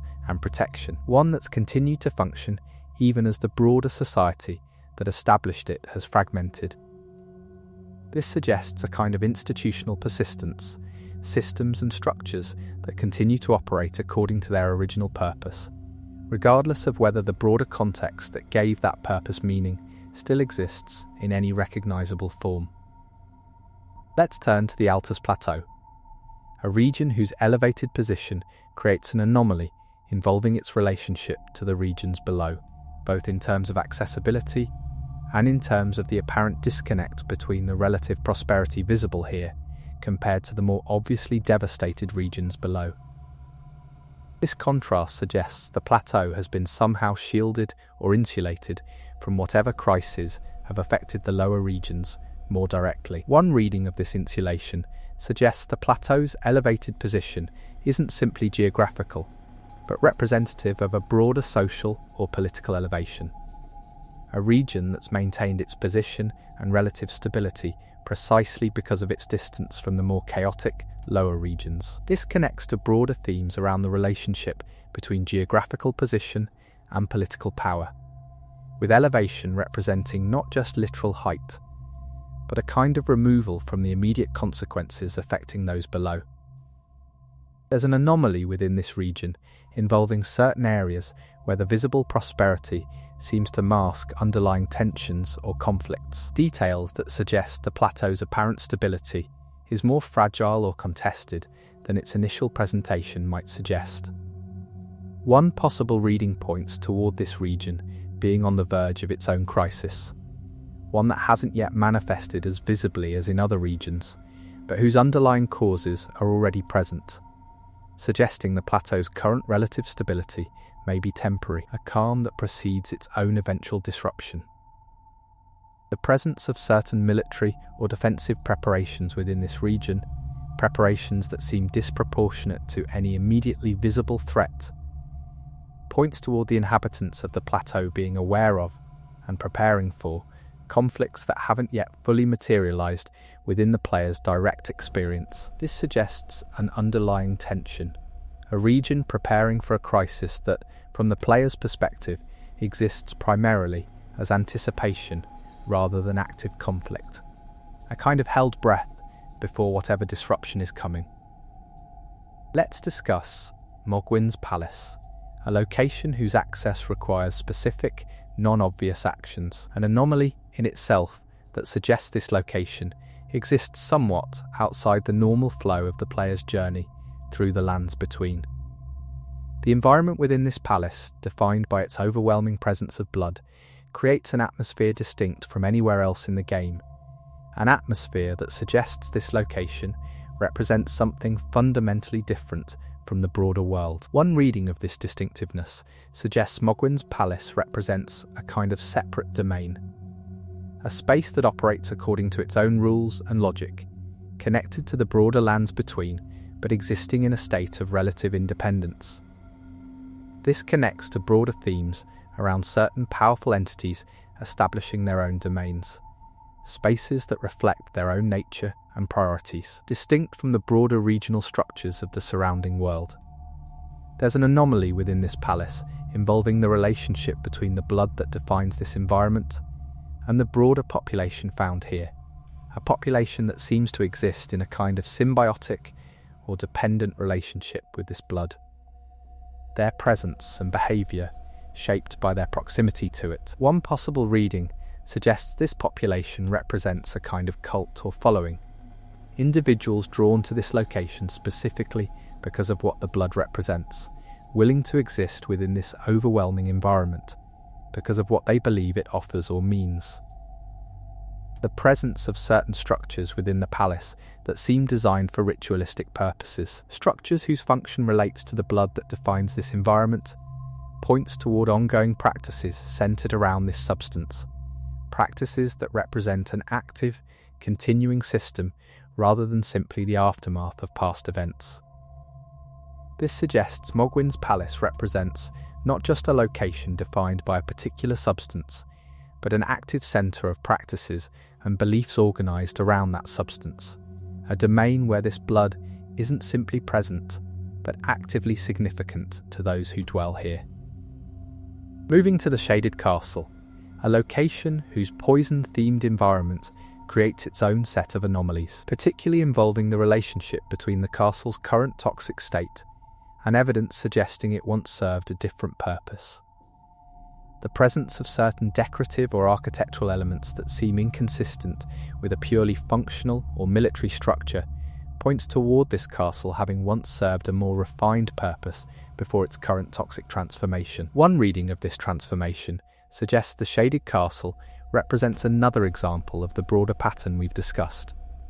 Locations whose current state represents a significant departure from their original purpose, with the current toxic environment representing either a deliberate transformation or an unintended consequence of whatever events led to this location's current isolated, hostile state. There's an anomaly within this castle involving certain areas where the poison seems concentrated in ways that suggest deliberate application rather than simply environmental contamination. Areas where the toxic elements seem positioned with apparent purpose, perhaps as a defensive measure, perhaps as part of whatever process led to the castle's current state. One possible reading suggests the poison itself might represent a deliberate choice, a defensive measure taken by whoever once controlled this castle, one that's since outlasted whatever threat it was originally meant to address, continuing to affect this location long after its original purpose has become irrelevant. The presence of certain remains within this castle, remains that seem to represent individuals who were present when whatever event led to the current toxic state occurred, points toward this transformation having happened relatively suddenly, catching the castle's inhabitants unprepared.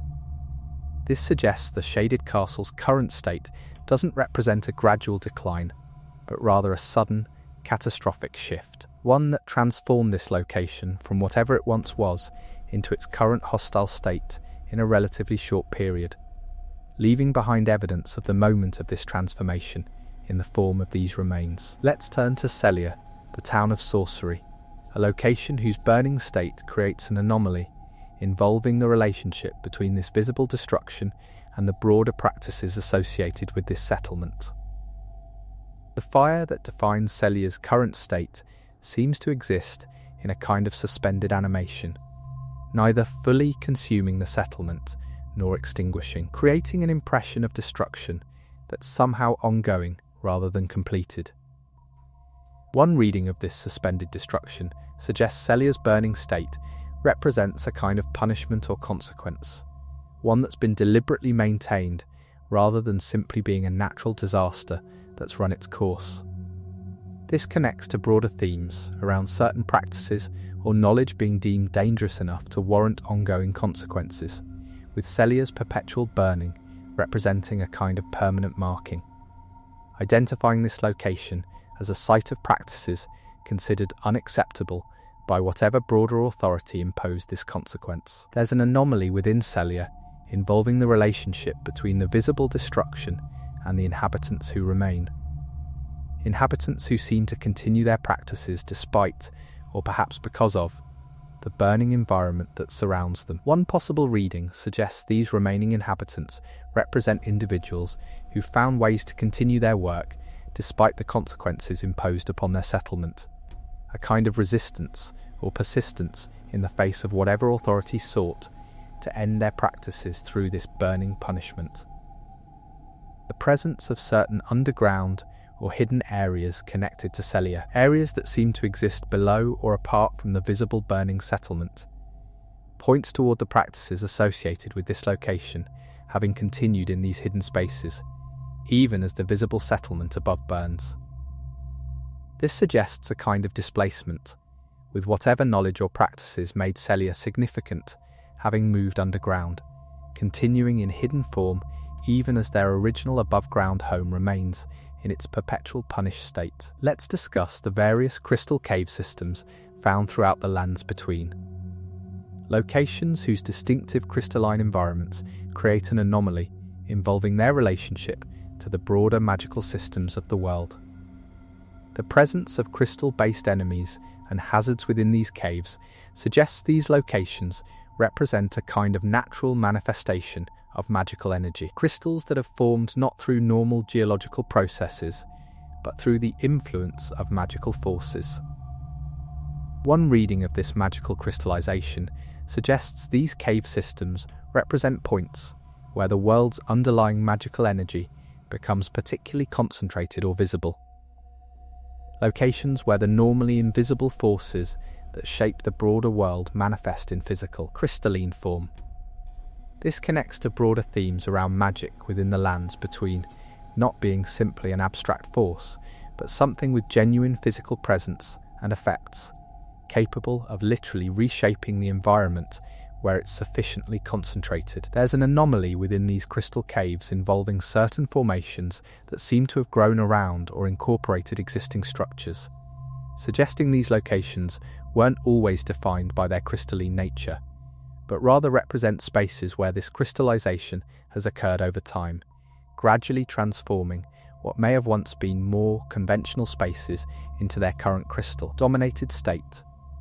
One possible reading suggests this represents an ongoing process, with these caves continuing to crystallize even in the present, their current state representing simply where this process happens to be at the moment of the player's visit, rather than a final, completed transformation. The presence of certain enemies within these caves that seem to be in various states of crystallization themselves, beings that appear to be transforming into crystal forms, points toward this crystallization process, affecting not just the environment, but anything that remains within these spaces for extended periods. This suggests these cave systems represent a kind of active transformative environment, one where the boundary between living being and crystalline formation gradually dissolves, with anything remaining within these spaces eventually becoming part of the broader crystalline transformation that defines these locations.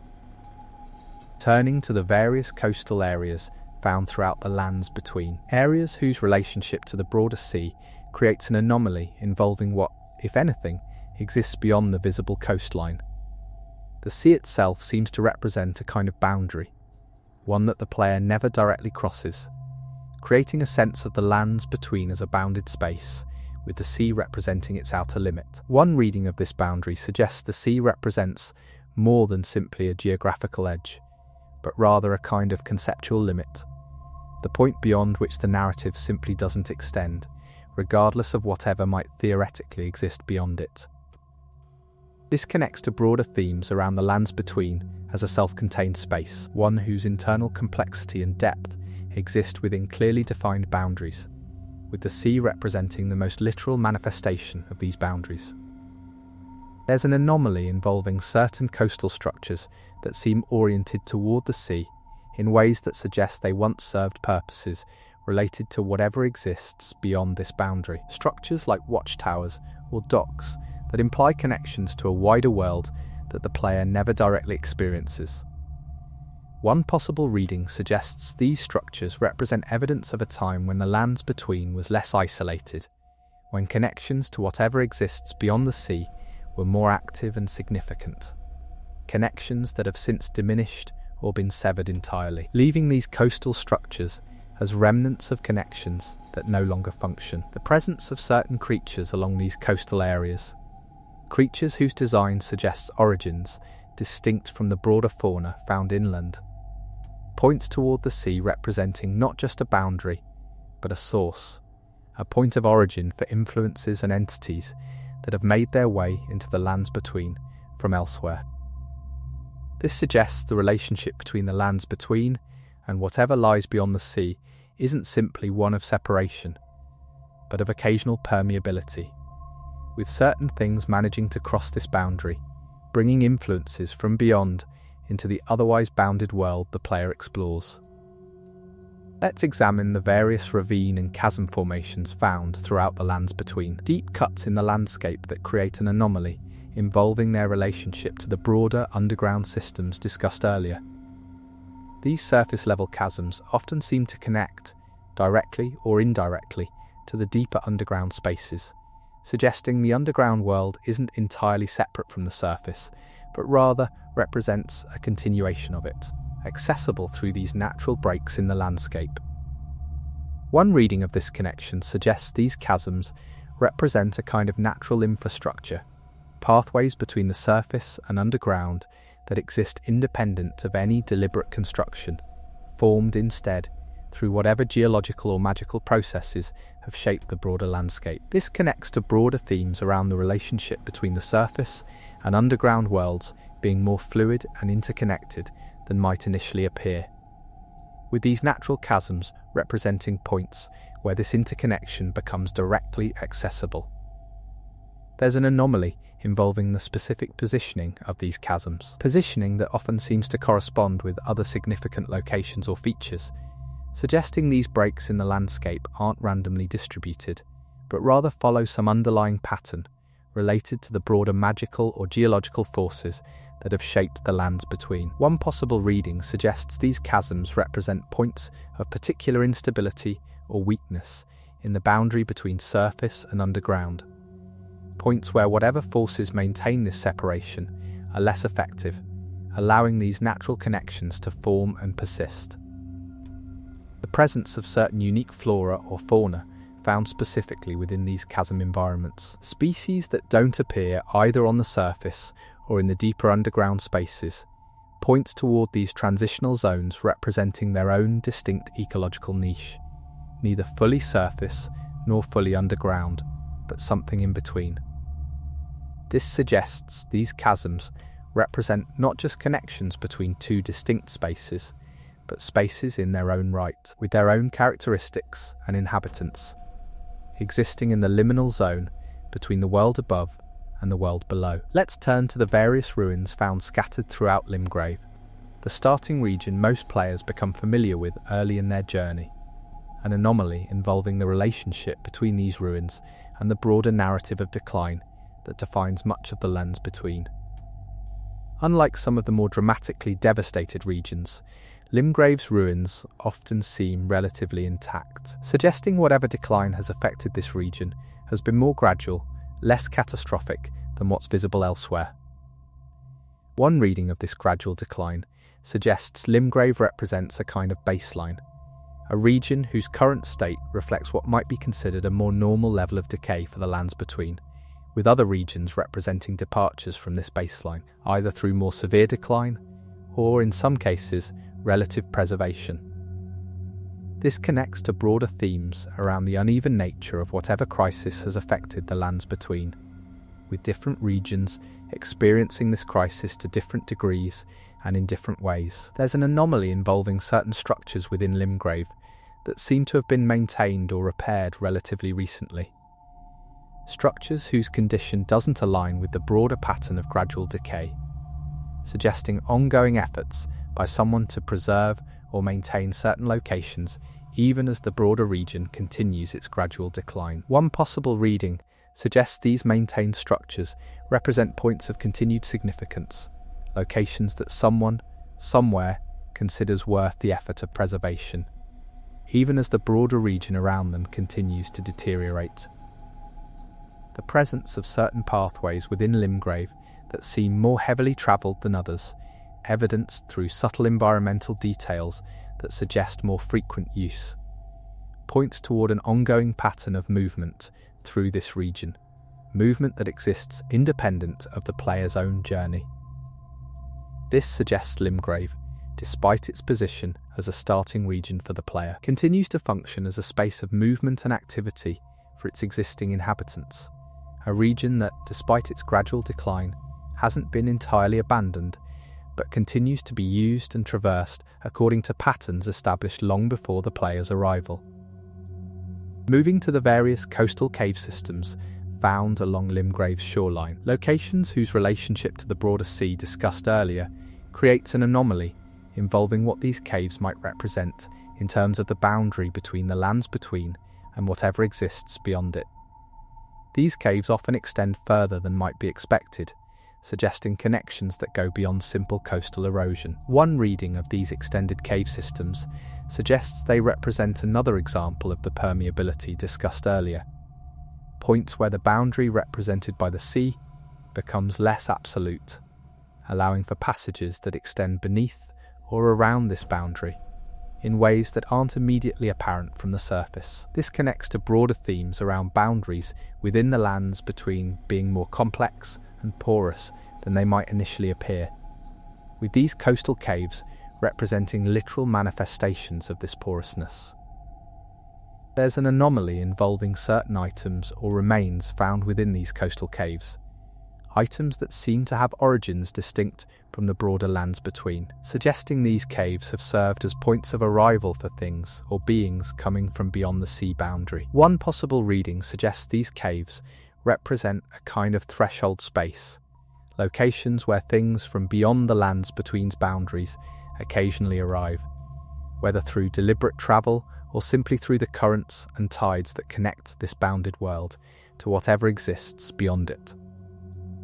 The presence of certain unique enemy types within these caves, types that don't appear elsewhere in Limgrave or the broader surface world, points toward these spaces representing genuine points of difference, locations where the normal rules and populations of the lands between give way to something distinct, connected to whatever lies beyond the sea boundary, rather than to the broader internal ecosystem of the explorable world. This suggests these coastal caves represent small pockets of otherness within an otherwise familiar starting region, hints of the broader world beyond the lands between's boundaries, made accessible through these specific, limited points of connection. Let's discuss the relationship between the various regions and their respective Great Rune associations, an anomaly involving the way these powerful artifacts seem connected to specific locations in ways that go beyond simple narrative convenience.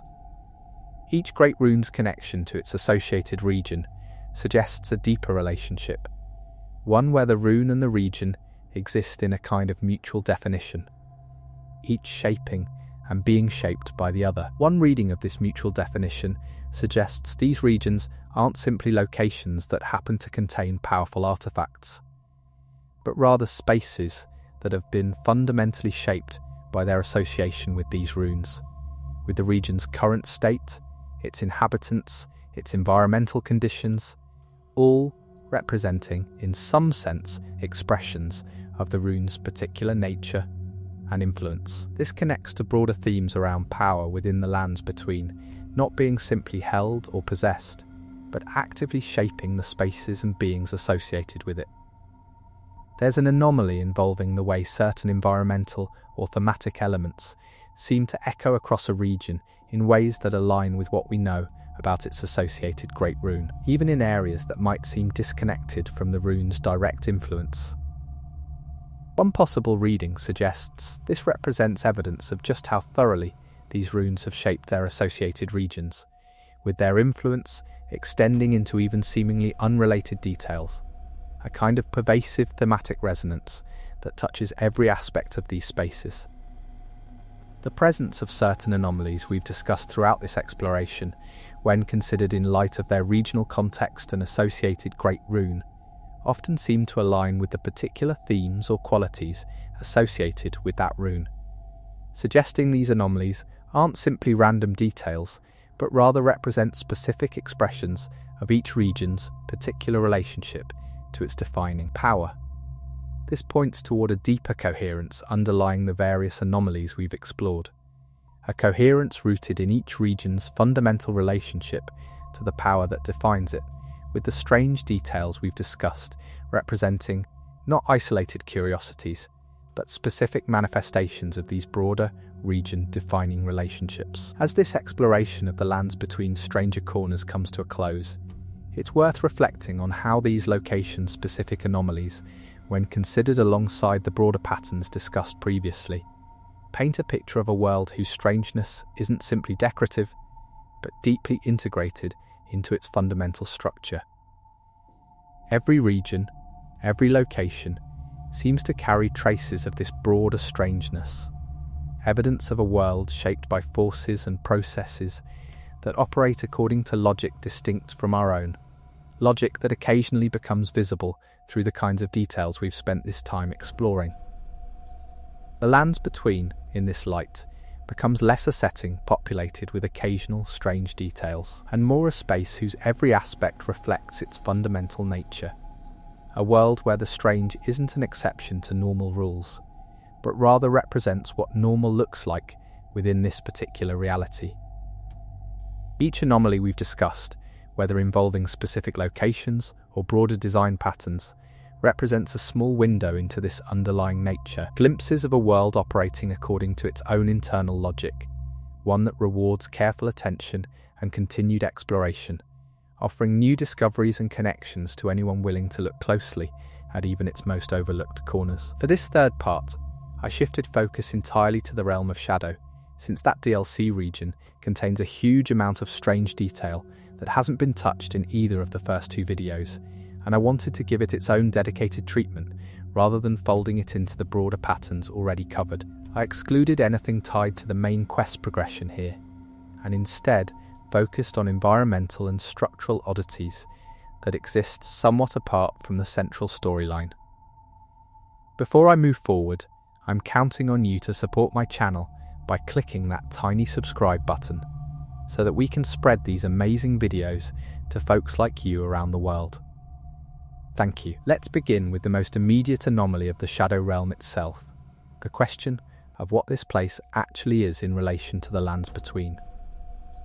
The way the player arrives here, through a coffin and a kind of descent that doesn't map cleanly onto normal travel, suggests this region exists in a different relationship to the main map than any other DLC area typically would. One possible reading is that the Shadow Realm isn't simply another location on the same continent, but something closer to a separate layer entirely. A space that exists adjacent to or beneath the main world rather than connected to it through conventional geography. This idea of adjacency rather than connection becomes more interesting when you consider the visual presentation of the journey into this realm, a descent through darkness that doesn't resemble any other transition in the game. One reading suggests this represents the Shadow Realm as a kind of preserved space, sealed away from the main timeline of the lands between, which would explain why so much of what's found here feels disconnected from the events and factions the player has already encountered. The realm becomes less a place you travel to and more a place you're allowed into, a distinction that shapes how everything within it should be read. There's an anomaly involving the relationship between this realm and the broader history of the Erdtree itself, given that so much of what's found here predates or exists outside the influence of the Golden Tree that dominates the main world. The architecture, the deities referenced, the entire visual language of this region suggests a civilization and belief system that developed largely independent of the Erdtree's influence, which points toward this realm representing a kind of alternate branch of history, one that continued along its own path while the main lands between developed under entirely different circumstances. Moving to the gravesite plane, the first major area within this realm, there's an anomaly involving the sheer density of grave markers and burial sites scattered across this landscape, a density that goes well beyond what would be expected, even for an area explicitly themed around graves. One possible reading suggests this density represents not just a cemetery in the conventional sense, but evidence of a sustained, ongoing practice of burial that continued over an extended period, with each marker representing not a single event, but part of a continuous tradition that shaped this landscape gradually over a very long time. This idea of gradual accumulation connects to an anomaly involving the positioning of certain larger structures within the plane, structures that seem to have been built around or in response to the existing grave markers, rather than the markers being placed in relation to pre-existing structures.